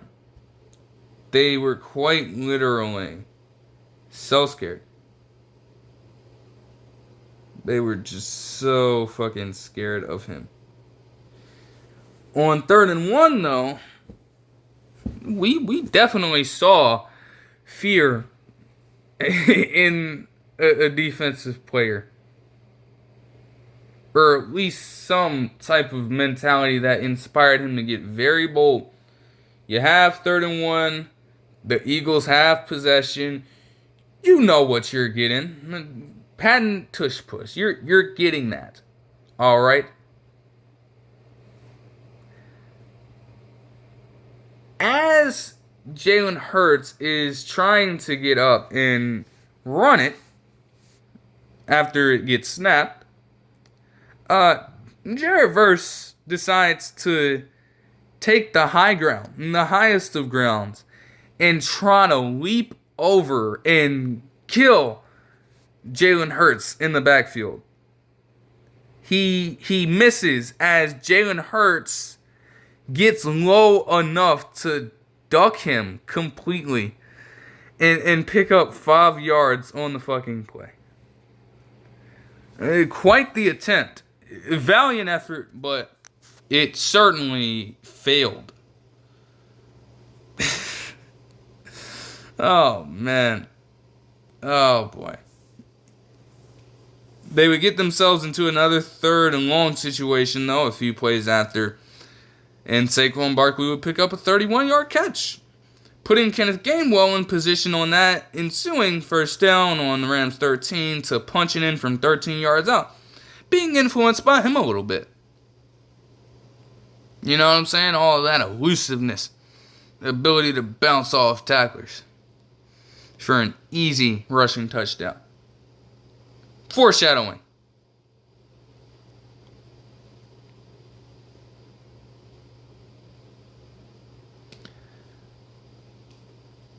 When in doubt, you're going to consistently get it to Cooper Kupp. You're going to consistently look for Puka Nacua. When all else fails, your offense crumbles. And Milton Williams sighting. Sacks Matthew Stafford. Joshua Carty was not fucking locked in. You missed wide right in a dome stadium. Dome stadium. There's no wind coming from anywhere. Even with the retractable roof probably being open in SoFi Stadium on this night because of how beautiful it probably was outside and how brisk the temperature might have been. Wasn't all that breeze flying around for you to do that shit. Real talk.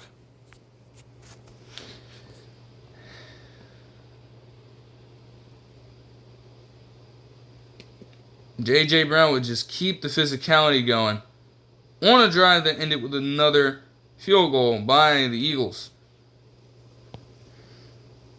They would have a graphic that stated that Jalen Hurts' 11 rushing touchdowns in a single season have been the most since one Johnny Lujack in 1950. And he also has the most games, 15, with multiple rushing touchdowns by a quarterback in NFL history as well. There's a great feeling that will only continue, by the way. The Gene continuing to get active in the secondary. You gotta love it. Jalen Carter would also gang up along with Milton Williams for them to retrieve half sacks in a near sack fumble. though it was recovered by another lineman on the Rams. A punt ensued, and from there on, just like everything about this play just says, fuck you. Fuck it. Fuck it. Why not? The game was probably over by this point, but to just drive in the wedge even further, Saquon Barkley gets his second rushing touchdown of the night on a 72-yarder. Bouncing off defenders. Displaying his elite ability to elude. And the speed. The motherfucking speed, man. It would be a 37-14 ball game. They would get a 27-yard touchdown catch by Cooper Kupp with a minute and 12 to go. Game was done by that point. They would try an onside kick multiple times because on the first one, Dallas Goedert would be penalized for illegal batting. He decided to just swat it straight out of bounds. And I guess, you can't fucking do that. So we had to do it again. We had to run it back. They still didn't get it. He decided to catch it normally this time. And they would take the victory formation, go on from there to win 37-20. Multiple pieces would be just displayed here. Multiple historical developments would be in play after this game.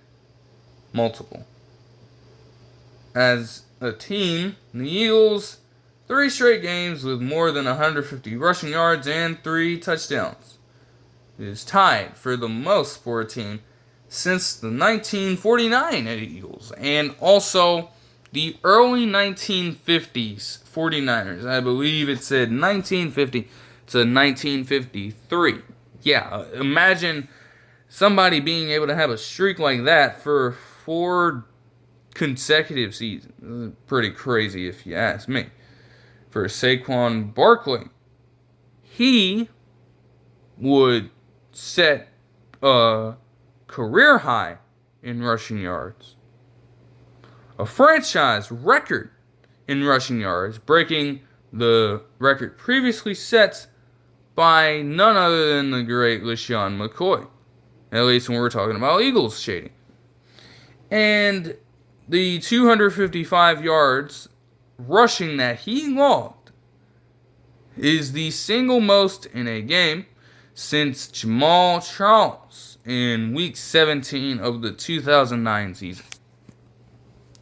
Overall, when you take into account what he was able to contribute overall, he finished the game with 30 total touches for 302 total yards and 2 touchdowns. I was clamoring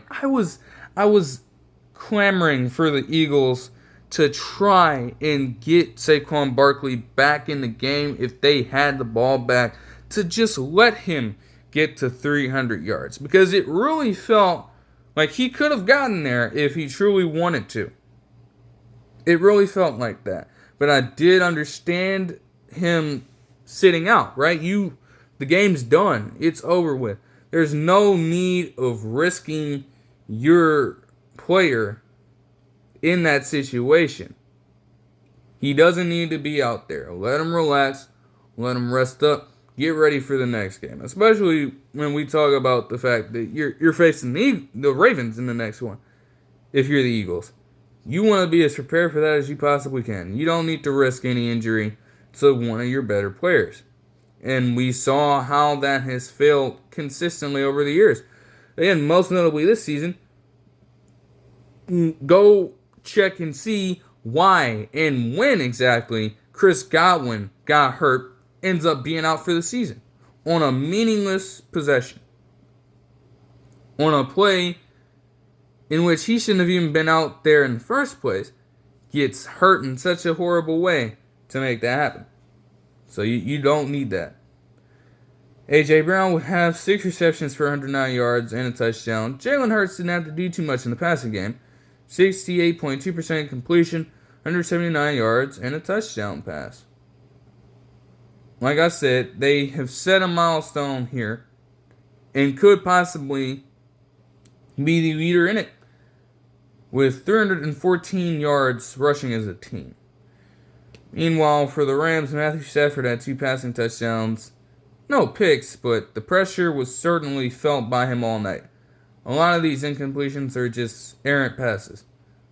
72 rushing yards by Kyren Williams and the aforementioned touchdown. But again, multiple fumbles. Straight, just fumbles. Cost them everything. 4 total, 1 loss. Even with them trying the mount drives, that certainly didn't help their cases. Puka Nacua had 9 receptions for 117 yards, and Cooper Kupp had 8 receptions for 60 in the aforementioned touchdown. It's a very reflective thing. I mean, you look at the overall defense, they were able to tally 5 sacks and 8 tackles per loss to go along with 7 passes defense. That's a pretty good performance. And not to mention, too, the Rams did not convert a single third down, but managed to convert every single fourth down attempt they had on 3 attempts. Very interesting. Very.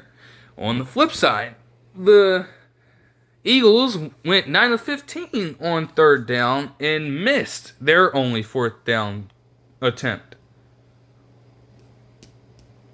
Do with that what you will. Convincing, very convincing win for the Eagles, where they once again break even further away from their opponent in the second half. Alright, moving on to Ravens and Chargers. The brothers are playing against each other. That was certainly a headline that was just pushed to oblivion over the course of the week leading up to the game. No doubt about it. Already they wanted to send a message that J.K. Dobbins was not going to exact his revenge on the Ravens at all. But Lab McConkey was going to do it, and he was going to expose Nate Wiggins' bitch ass in the process, and just getting routed up by him. To prove to niggas that Lab McConkey was the pick in the first round for the Ravens. And should have been. Instead of Wiggins. Ridiculousness. J.K. Dobbins would eventually pick up a first down for them. And Will Dissly would get involved in some action too, which the announcers noted that he had been having his most productive season in terms of receiving yardage, which is very good for the former Seahawk. You gotta love it. With that being said, it was going to come down to what Justin Herbert could do against his defense, and he ran the ball in for a 5-yard touchdown, held it like a baby after, straight in there. Boom. The number would increase throughout the night, but I guess I can just say that the Ravens have extended their lead on all other teams as it pertains to accepted penalties. They already came in with by far the most in the league in 93, and the number fucking increased. You can bank that shit. I mean, they had 102 penalty yards in this game, with 9 additional penalties accepted on the part of them. That, like, where is the discipline at? Where is it, dude? This is crazy, man. I mean,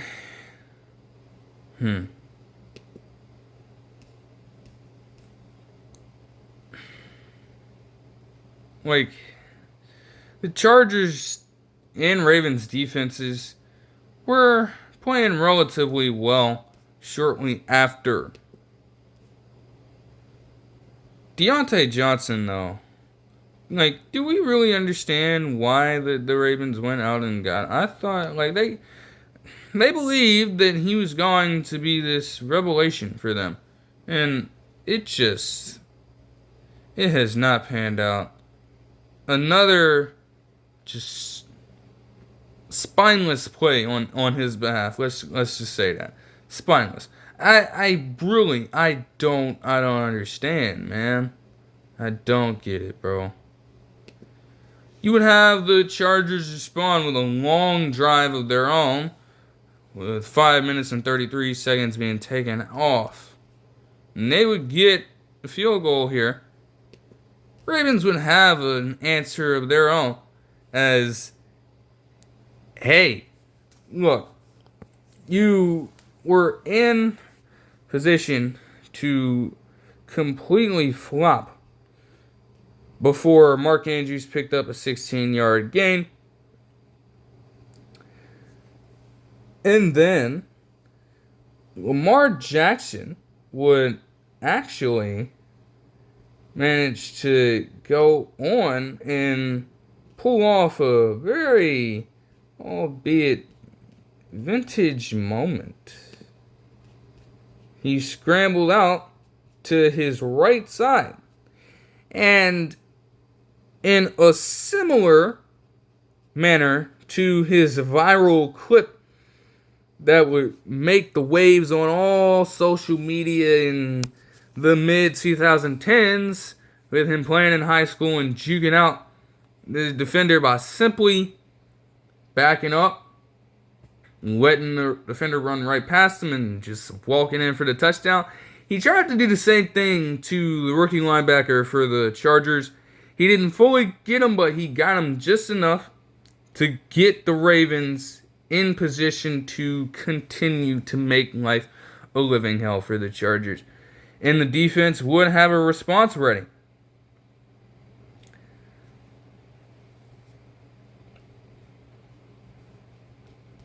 They would force a punt, and the Ravens, though the odds were stacked against them here, backed up on their own 7, and also, within a few plays, facing 4th and 1. They were left with a very tough decision to make after the 2-minute warning. Now, Harbaugh could have punted it, or he could be aggressive. Because, I mean, with a guy like Derrick Henry in the backfield, you know you can get at least a yard. So you're probably willing to do something within that realm. And, they certainly would make it happen with Mark Andrews taking a direct snap. Not Derrick Henry. Nope. Mark Andrews. Apparently, he is perfect on his career in direct snaps for conversions. That's just a very wild kind of thought to intake. But, I mean, if it's going to work like that, sure. And it extended their drive. Rare display of aggressiveness. It's calculated aggressiveness from John Harbaugh, but by the end of the drive, it paid off for them. I mean, you get into a different 3rd and 2 situation, and Zay Flowers came alive with running for a 22-yard catch. Then the Ravens would start to attack one Christian Fulton. First time, it didn't pan out, but there was a pass interference on Christian Fulton, so shit. Very next play. 1st and 10 from the Chargers' 40-yard line. Lamar Jackson's like, okay, I'm gonna test this nigga again. I'm gonna see what he's about. He wasn't on nothing. He wasn't on anything. He would deliver a dime to Rashad Bateman. And good on him to adjust and work his way back to the football, too. and it was an and one, if you think about it. A penalty would be called on Christian Fulton for another defensive pass interference penalty. It didn't matter. They ended up taking a 14-10 lead with that, with Lamar Jackson also having his 19th straight game with a passing touchdown, the longest in Ravens franchise history.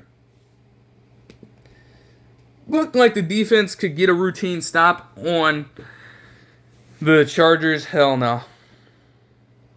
Nate Wiggins gets cooked by Josh Palmer over the middle, and it would lead to an easy field goal by none other than Dicker, the kicker, to make the score 14-13. We get in the third quarter, and both teams would have drives that lasted a little over 5 minutes and 20 seconds, respectively, each around 10 plays, and both ending in field goals. To open up the fourth quarter, though, Ravens weren't playing games. Get in a different 4th-and-1 spot, with Harbaugh continuing to be as aggressive as he can be, and Derrick Henry gets a 27-yard run. They just kept it going.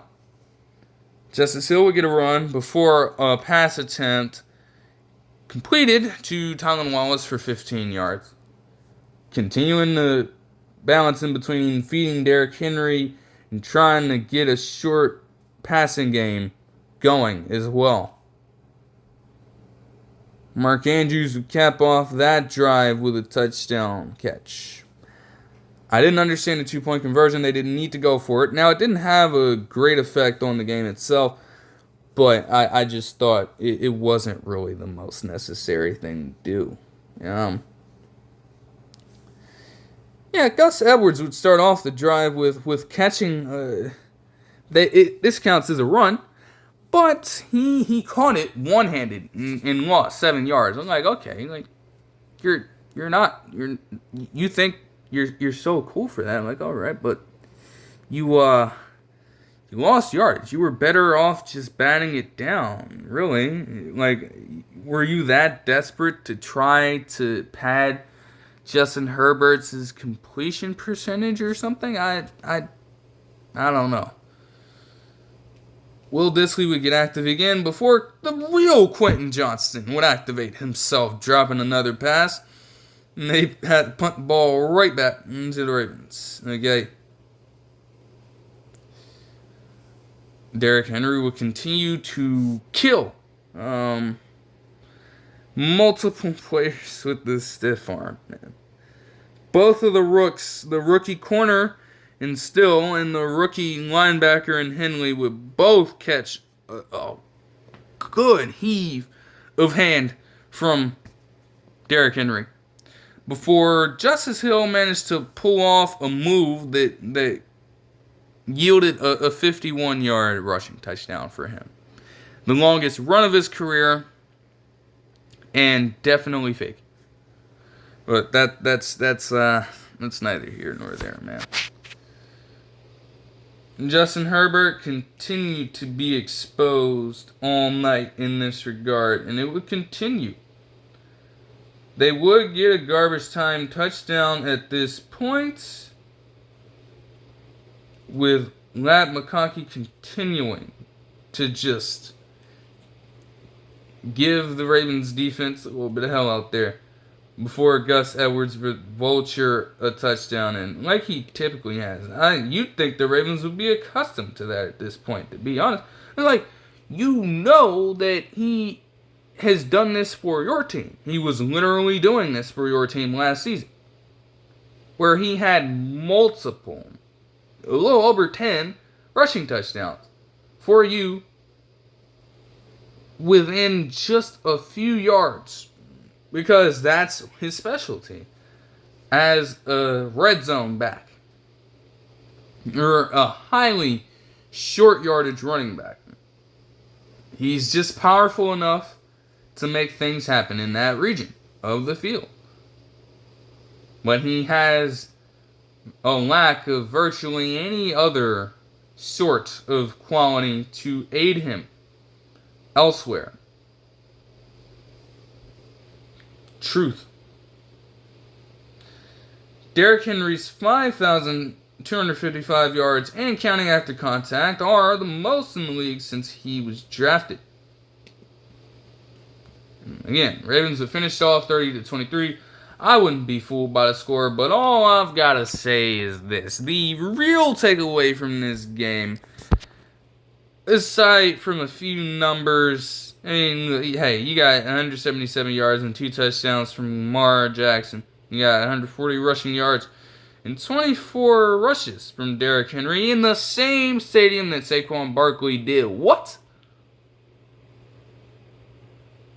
Both of them teams went through it, which was very interesting too, because they're trying, usually, the hardest they can to make sure that the Chargers and Rams never have a game in the same stadium on the same day.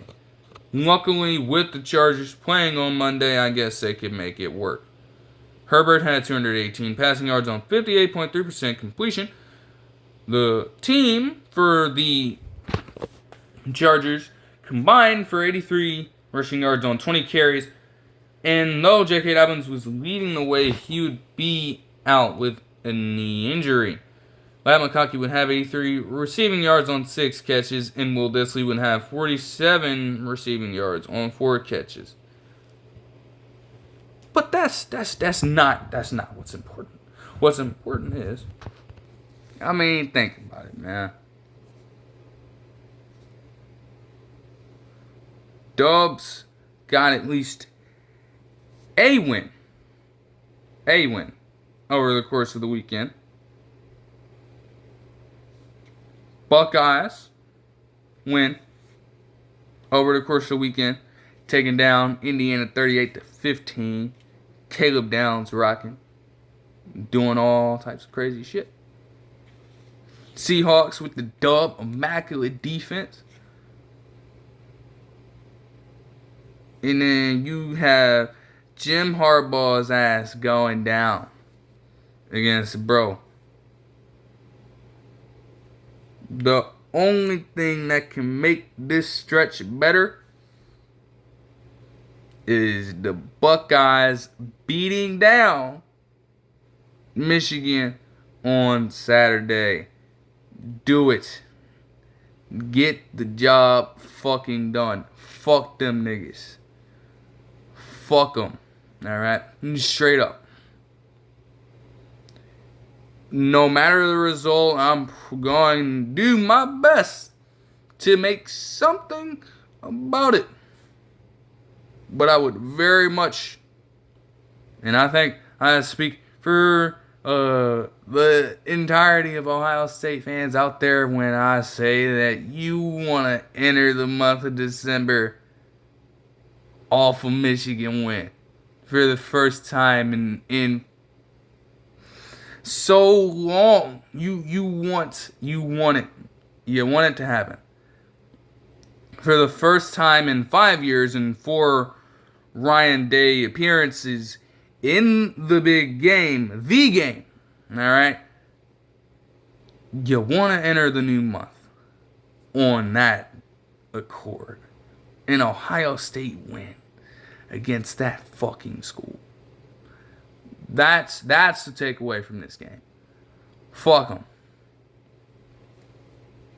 At the very least, the Ravens now have a winning record in the AFC. On a more serious note relating to actual NFL football.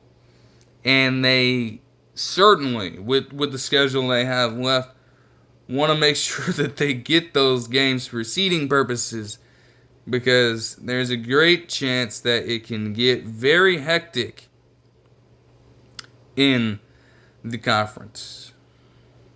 So they need to do the best they can.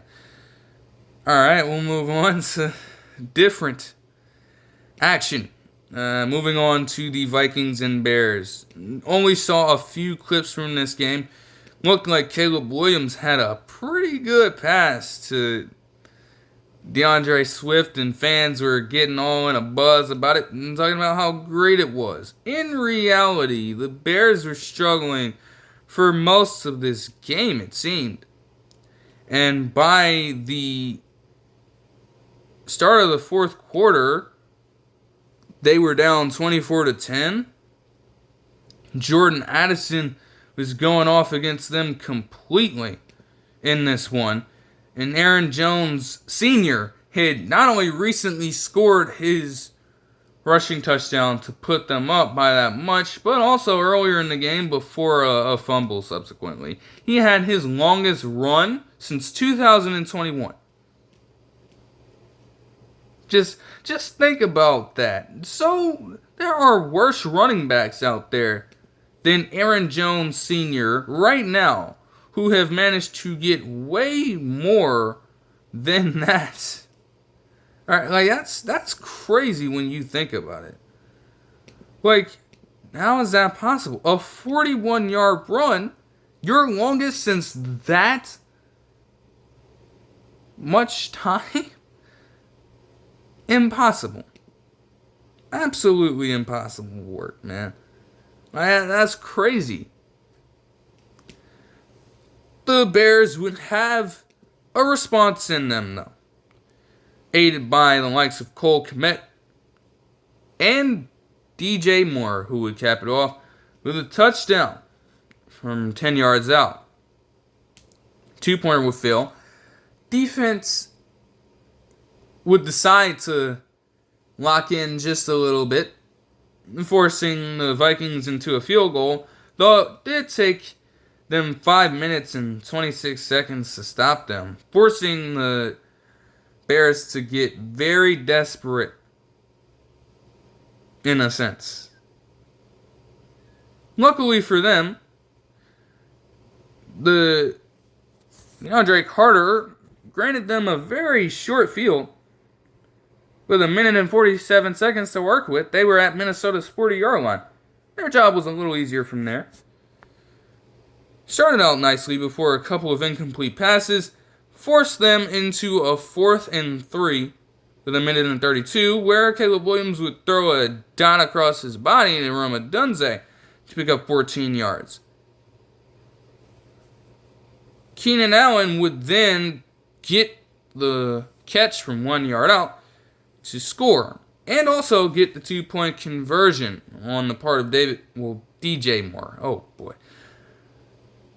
DJ Moore would become more important in just a second as well, as a different Moore on the team would recover the onside kick attempt. And shortly thereafter, DJ Moore would get 27 yards to place them on Minnesota's 30-yard line, where they spiked the ball just in time. And Cairo Santos this time would hit a field goal in the clutch and send them to overtime. They stalled out, which has been a theme more often than not. And they would cap it off, the Vikings, with a field goal by John Parker Romo.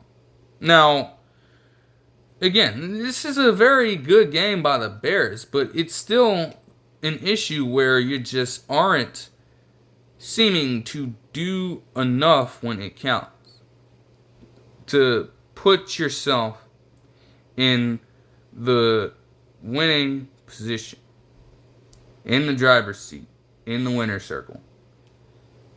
At every turn, 6 of 17 on third down is tough. They did convert 2 of their fourth down attempts. Penalties, they lost that battle. They still cannot run the football effectively, averaging only 3.5 yards a carry as a team and picking up just 78 yards. Turnover margin, both teams have one, so that's relatively insignificant. But at least you are seeing a heavy amount of promise from Caleb Williams right now. I'm not going to lie. I mean, 68.1% completion, 340 yards and 2 touchdowns. When the game called for him to step up, he did that. He tied the ball game. He put them in position to give themselves a fighting chance to win it, and it still just wasn't enough. So what is it going to take? Like, you fired Waldron and you're still coming up just short. Or, I guess, yeah, very short of general expectations. DJ Moore had 7 receptions for 106 yards and a touchdown, while Keenan Allen added 86 receiving yards, the aforementioned touchdown, and 9 receptions. Cole Kmet had 64 reception yards on 7 catches. Meanwhile, for the Vikings, Sam Darnold had 330 passing yards on 64.7% completion and 2 touchdowns. Aaron Jones Sr. had 22 rushes for 106 yards and the aforementioned touchdown to go along with 23 receiving yards. Justin Jefferson was held in check. I would assume that Jalen Johnson was covering him the entire game.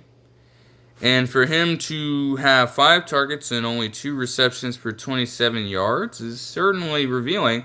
Now, maybe that's just more of the fact that Jordan Addison and TJ Hawkinson were just simply more involved. And the game wasn't really designed for Justin Jefferson to be going off. Again, still, it's a great reflection on them when you can have Justin Jefferson in a position where, hey, he's demanding that much attention from Jalen Johnson and possibly drawing double teams to allow for Jordan Addison to get open. And then TJ Hawkinson can also have that effect. Unless niggas just suddenly forget about who the hell he was before he got hurt. I mean, he himself had 7 receptions for 114, and Jordan Addison had the aforementioned touchdown and 162 receiving yards on 8 catches. I believe that is a career best game for him, and it's certainly his best of this season so far. So, all respect to him from there.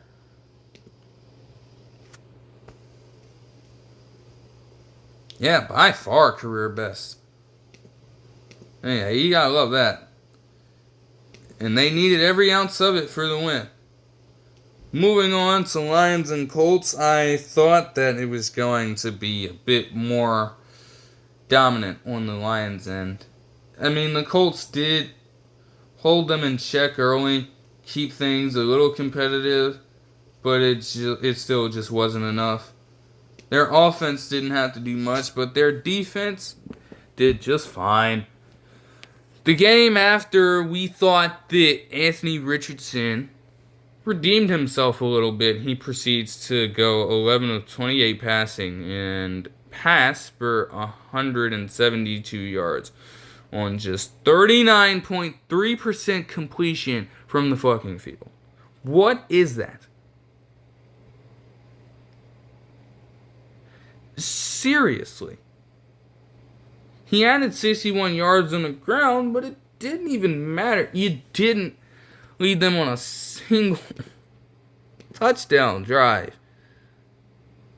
And especially early on, you could have used some of that. You were holding your own against this Lions offense, which has been clearly demanding for most defenses this season. You answered the call early on, especially in those moments. You've got to convert on them.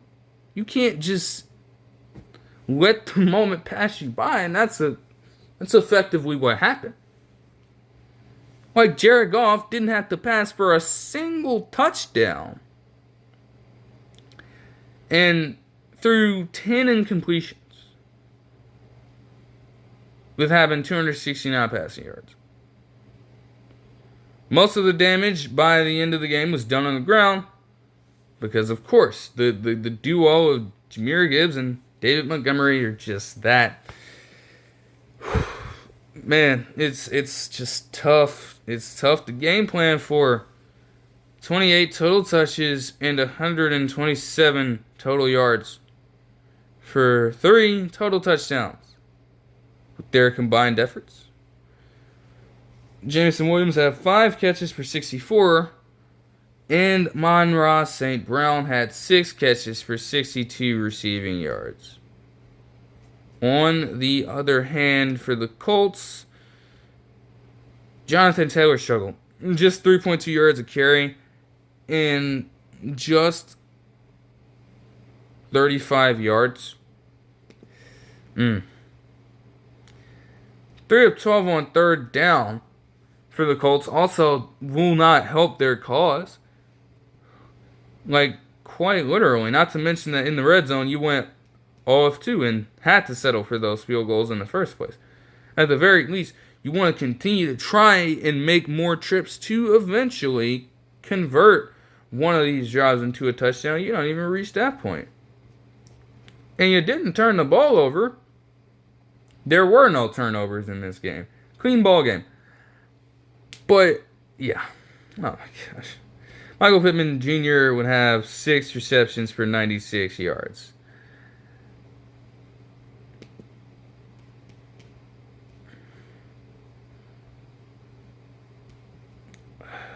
Man, it's just an ugly loss if I'm the Colts. Again, I do believe that, yes, you still have to let Anthony Richardson go through these ups and downs and play him through the rest of the year. But, like, damn. Like, that's a roller coaster ride if I've ever seen one. You get the fans back on your side in a way, and then you just wet the bed like that? Like, really? Oof. Moving on to Titans Texans. Let's talk about it. The Titans lingered in there, and they did take a lead at the end of the first quarter that would eventually hold, but not without some early signs of fight from the Texans.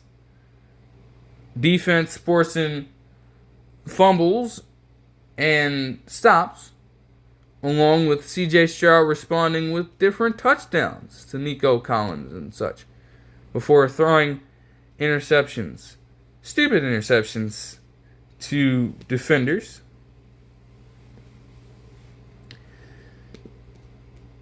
That being said, by the end of the third quarter, with Jimmy Ward getting a pick 6 against Will Levis, the Texans would have a lead. But Will Levis, for whatever reason, decided to do what C.J. Stroud could not in this game, as he delivered a 70-yard touchdown pass to Xigotiem Okonkwo that would give them the lead. They would retain it, as not only would Kaimi Fairbairn miss a field goal from 28 yards out for some fucking reason after multiple punts between both teams, but the Texans would have another chance to make something happen with 1 minute and 29 seconds left and a timeout before C.J. Stroud was sacked by none other than Harold Landry III for a safety. And that would end the ball game. Like I said, C.J. Stroud had a very underwhelming game. A sophomore slump probably has been in play, judging by these games that he's played recently. But you have to address that they are not good. You can't avoid them at all if you're a pundit. 247 yards and 2 touchdowns with 2 picks on 60.6% completion. Did not help that they could not establish the run at all. The Titans just ate them alive down there. Even with, that kind of advantage in terms of quality of running back, depending on who you ask. I mean, Joe Mixon and C.J. Stroud combined for just 40 rushing yards on 17 carries. That ain't going to get the job done. Nico Collins had 5 receptions for 92 yards and a touchdown, while Tank Dell had 72 receiving yards on 3 catches. And Ohio State man, Cade Stover would also open up the game for the Texans by getting a touchdown catch of his own in this one. A game in which the Texans, as a unit, led by Will Anderson getting 2, combined for 8 total sacks, 13 tackles for loss, and 2 pass deflections. Ends in a loss. I should tell you something. Alright?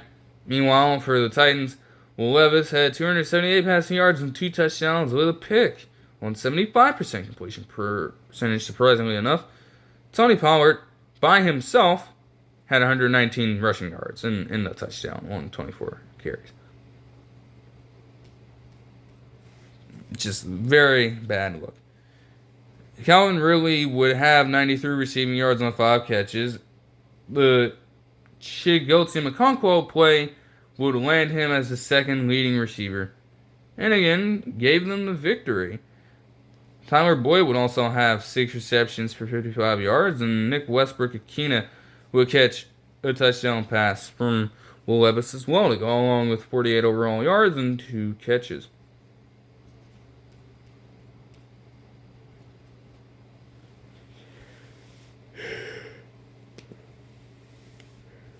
The penalty disparity for the Titans does not help. 11 penalties and 81 lost yards on them, while also being just 3 of 13 on third down, while converting just half of your drives in the red zone. Never a good recipe for success. Struggle bus for them. They are another team that will seriously need to mount it together in the tough AFC if they want to get back to potentially vying for a playoff spot. Moving on to the Bucs and Giants, really with this, is there really much to talk about? I mean, it's really kind of what you expected, right? You're going to have Tommy DeVito starting out there. And, I mean, he didn't turn the ball over, but he certainly didn't do enough to win the ball game. And they couldn't establish the run either, especially when you have a game manager quarterback like this or backup like this. You want to make sure that your rushing attack is solidified enough to put the defense in flux and keep them honest, to open up the simple but effective passing game.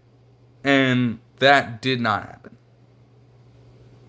They scored a garbage time touchdown, but by that point the game was over. It was 30-0 before that, and Devin Singletary vultures a touchdown to get in. Oh, okay, yeah, they're gonna come back. They're gonna take it to the Bucs. Yeah, okay, yeah, fuck no.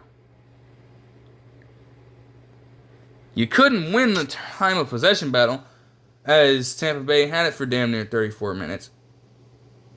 They just gassed you completely. Just more everything in a little less time. More yards per play, more converted third and fourth downs, more trips to the red zone, less penalty yardage with the same amount of penalties, and more overall yardage. Even with the turnover margin being dead even. It did not matter. Baker Mayfield with a very great game in terms of accuracy. I mean, 294 yards, almost 10 yards pass attempt even, on 80% completion, no turnovers, and no touchdowns either, but he didn't have to. You want to know why? Because every single player that ran the ball at least one time, and granted, with all these rushers, they ran at least 4, scored a touchdown. All 4 of them. Sean Tucker opened up the scoring. Then you get Baker Mayfield getting in the action. Rushing the ball for 17-yard touchdown. With him infamously mocking Tommy DeVito's... Oh my gosh. Tommy DeVito's celebration. Okay. That came after a rushing touchdown from Bucky Irving, and the very scoring for the Bucs would be capped off on a 95-yard, 12-play, 7-minute and 10-second drive that would end with a Rachaad White touchdown. All of them coming within the red zone. Every single one. The team combined for 156 yards in those 4 total touchdowns on 32 carries. Never envisioned this kind of production for the Bucs after seeing them just not even know how to run the ball for the past couple of seasons. So that's this is a turnaround. Can it be consistent enough when the stakes are higher? That remains to be seen. And granted, you're playing such a porous team like the Giants, you can really get anything you want, I guess. Mike Evans made his return and got 68 yards receiving on 5 catches. Now he's going to have to, like I said, he's going to have to pace himself a little better in these games to try and get to the 1,000-yard mark. But he's still got a hell of a chance. It's not a terrible start. But the road is certainly a long one. He will have to go through all of it and try his absolute best to make it happen. Malik Neighbors would finish the game with 6 receptions for 64 yards. And Wan'Dale Robinson would have 5 for 47. Moving on to the Patriots and Dolphins. Similar thing. The Patriots were already down 24-0 at halftime. They got a few garbage time drives together to attempt to come back.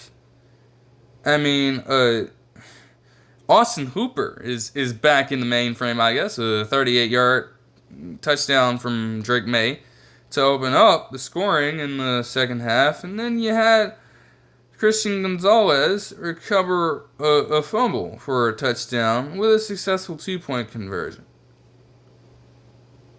Still, too little, too late of that. Too late for it. Too late for it. As simple as that. Drake May tried it, and he would be intercepted by Tyrell Dodson,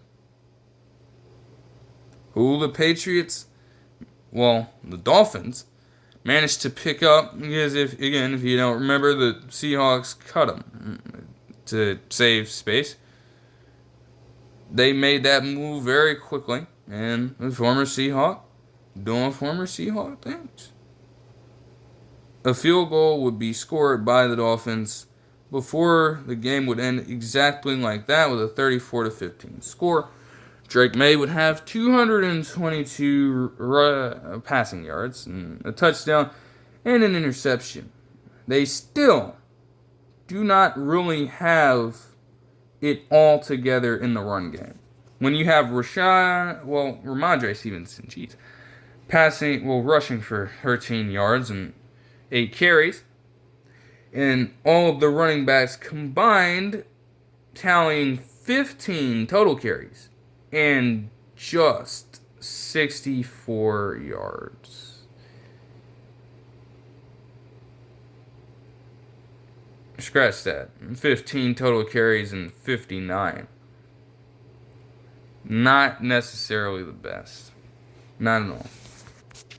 Whenever Demario Douglas is leading you in receiving yardage, you're not going to win a ball game. Every time. Like, do they not understand that? Again, you don't have a lot of weapons to choose from, and that's definitely a problem that the front office has to solve. But, why do you see that consistently being the case whenever you have Demario Douglas leading the show, and you don't elect to change up your game plan in some way to mount victory? I don't know. Tua Tagovailoa had 317 yards passing and 4 touchdown passes on 72.5% completion. I guess it was kind of like A quieter overall game for Devon Achane, but he still finished with 13 total touches for 56 total yards and 2 touchdowns. And not to mention, too, a lot of other guys got the action, so it makes sense, right? I mean, Tyreek Hill, 5 receptions for 48 yards. Kind of tough, but I guess anything is better than what the hell was going on when Tua Tagovailoa wasn't there. Jonnu Smith continued his momentum from last week by getting 87 receiving yards on 9 catches and a touchdown himself. And Jalen Waddle balled the fuck out. A touchdown reception with 144 yards on 8 catches, with his longest one being from 29 yards out. Crazy stuff. Yeah, Patriots are just gotta prime themselves to attempt to get a top pick in the draft, I guess. And the Dolphins, at the very least, again, continue their desire, at least accelerated, for a potential playoff berth.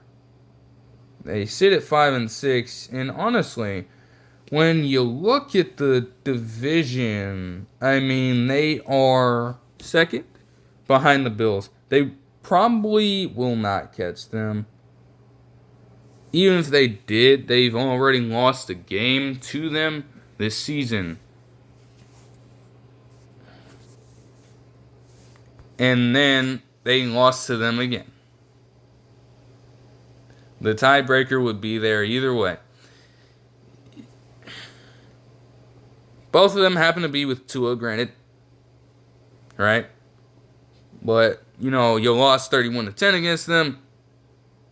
They beat you late in the second game by 3. Is a wrap. You're not going to see them again, buddy. The AFC is so tight, though. Like, you could have a situation where 3 different AFC West teams are fighting so fucking hard for positioning. They could get in. The Chargers and Broncos have a 6 and 7 seed at this current point, with the Chiefs leading at 1. The Dolphins have to kind of get it together. They are the first team out, according to this chart here. They're just lucky that the Colts suck. And they're lucky. They're very lucky, man. Pretty crazy stuff, man. Meanwhile, when you look at the NFC side, before I get back into the final game of this week, you have the Lions leading the way, obviously. Their best start tie for their best start in franchise history. Eagles with a 2 seed. Seahawks would have a 3 seed. Falcons would have a 4 seed. Vikings would be at 5. Packers at 6. And Commanders at 7. The Cardinals with a 6-5 record would be the very first team out. 3 different teams have a 5-6 record in the Bucks, Rams, and the 49ers, before we get to 3 different teams with a 4-7 record in the Saints, Bears, and Cowboys. No, the Cowboys are not making the playoffs. No, they're not. Don't even get your hopes up. Don't even get your hopes up. They're not going to do it. They're not going to fucking do it. The main takeaway from this Broncos-Raiders game, people apparently seem to think that Bo Nix is him now. And the Raiders have little continuity at the quarterback position. Especially with Gardner Minshew after this very game being taken out and being told that he will miss the rest of the season.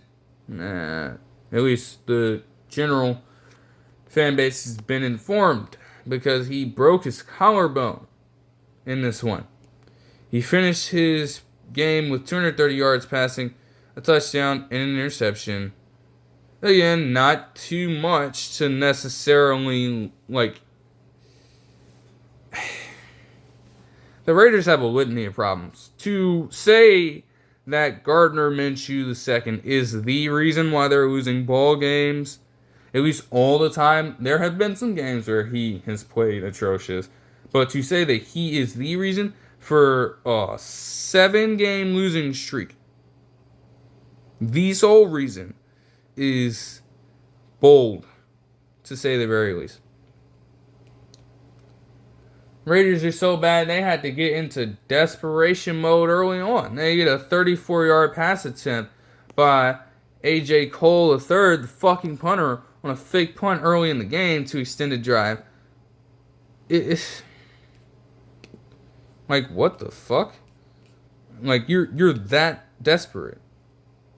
It's crazy stuff. That drive would end in a field goal. All for naught, by the way. I don't even know who these running backs are like that. But overall, you still have work to do in that department. Seems very clear to me. Now, Jacoby Myers would have 10 receptions for 121 yards. Trey Tucker would have 7 receptions for 82 yards. And Brock Bowers would have 4 for 38. With Amir Abdullah catching the only Raiders touchdown of the game. For some reason. Even with Dylan Law starting out the game and, being decent, somewhat effective in the return game, it just was not enough for them. Meanwhile, for the Broncos, again, Bo Nix, same completion percentage, a few more yards, and no picks, but 2 touchdowns. Rushing attack for the Broncos was pretty odd as well. Only 2.9 yards a carry on 63 yards rushing. Ugh.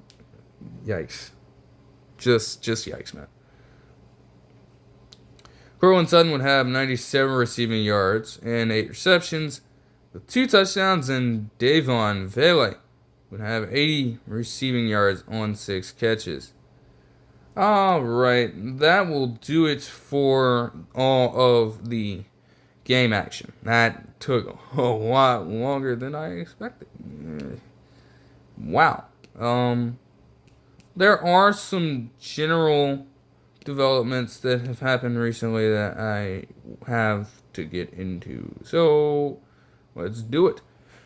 On Thursday of last week, it be detailed that due to a bomb cyclone storm that was affecting Washington State and parts of Canada, there will be multiple power outages in that area, including one that took place in the Seahawks training facility that kept them having to participate in team activities elsewhere. And while that could have certainly had a little bit of an effect on their performance in the game, overall it didn't matter, generally speaking. I mean, the most pressing thing is how other people in the area are affronting the situation in terms of completely avoiding it, or if they're stuck in it doing the necessary things and taking the necessary precautions they need to in order to remain as safe as they possibly can, because it has taken some lives to this point, unfortunately, and you can only hope that it does not continue in that aspect. In terms of a football aspect, though, they still won the game. So, I mean, couldn't have done much in that field.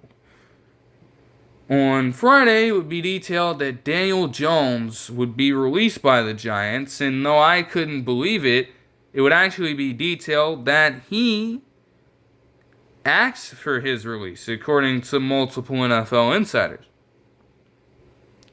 He asked them to make it happen. And they're still going to take a lot of cap. But they are not going to take on an injury clause that he had in his contract. So they won't have to fork that over. Another team will have to contribute that money. It's not surprising. I mean, the signs were there. I guess it may have shocked more people by the mere fact that it's happening now. Like, you would think that this is something that would usually go on in the off season. And not to mention, again, you're having to do this. You're having this quarterback ask you to do this, and you forked out all of this fucking money to him instead of paying a guy in Saquon Barkley who was determined to have more of an effect overall on your team's success than Daniel Jones. I mean, like, seriously. He has quite literally been a detriment to the team in most regards. Maybe a change of scenery could do something, if anything. Maybe. And obviously, with family that he may have, it's a tough move. But the writing was already on the wall. A 24-44-1 record in 69 games for him. We're not even accounting for all of the fumbles, but it is clear that this man has been very turnover prone, especially in his early years. I mean, 19 fumbles led the league in his rookie season. And he has thrown 47 interceptions to go along with 50 overall fumbles. A good portion of them have been lost. 70 passing touchdowns here. And also, in terms of running the football, he has had an additional 15 and 2,179 rushing yards, with a high of 708 in 2022.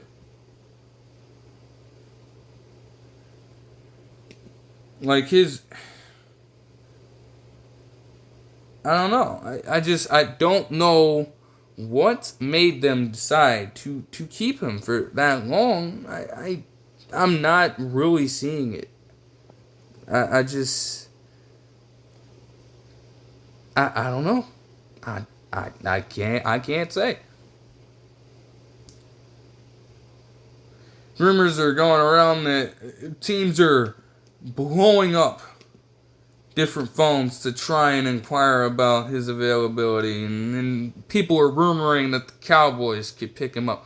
Why the hell would they do that and have a quarterback room worth over $100 million on average per year? What the fuck? Like, no. Fuck no. No, bro. You can't do that, bro. No. Oh, okay. News just broke as I reload this thing. Okay, that's interesting. From what I am seeing here, it is stated by NFL Network insiders Ian Rappaport, Tom Pelissero, and Cameron Wolfe that Daniel Jones is going to sign with the Vikings practice squad.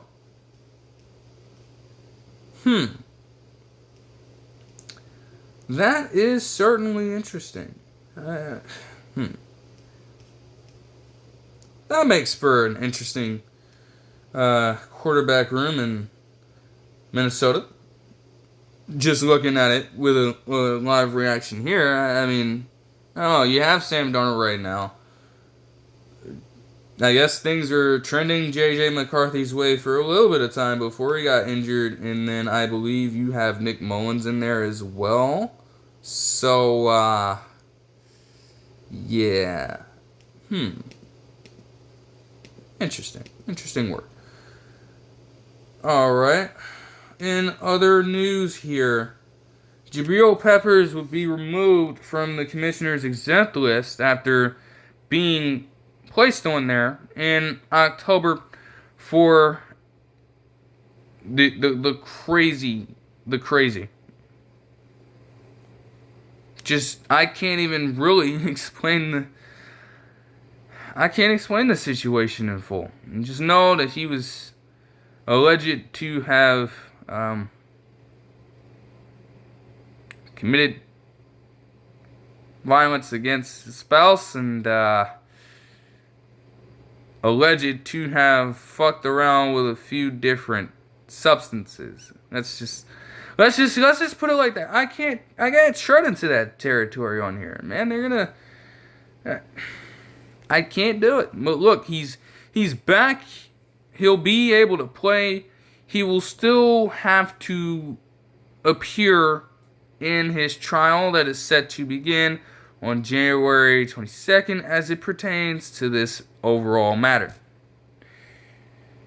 DeXarcus Robinson of the Rams will also be arrested on suspected DUI after the game against the Eagles.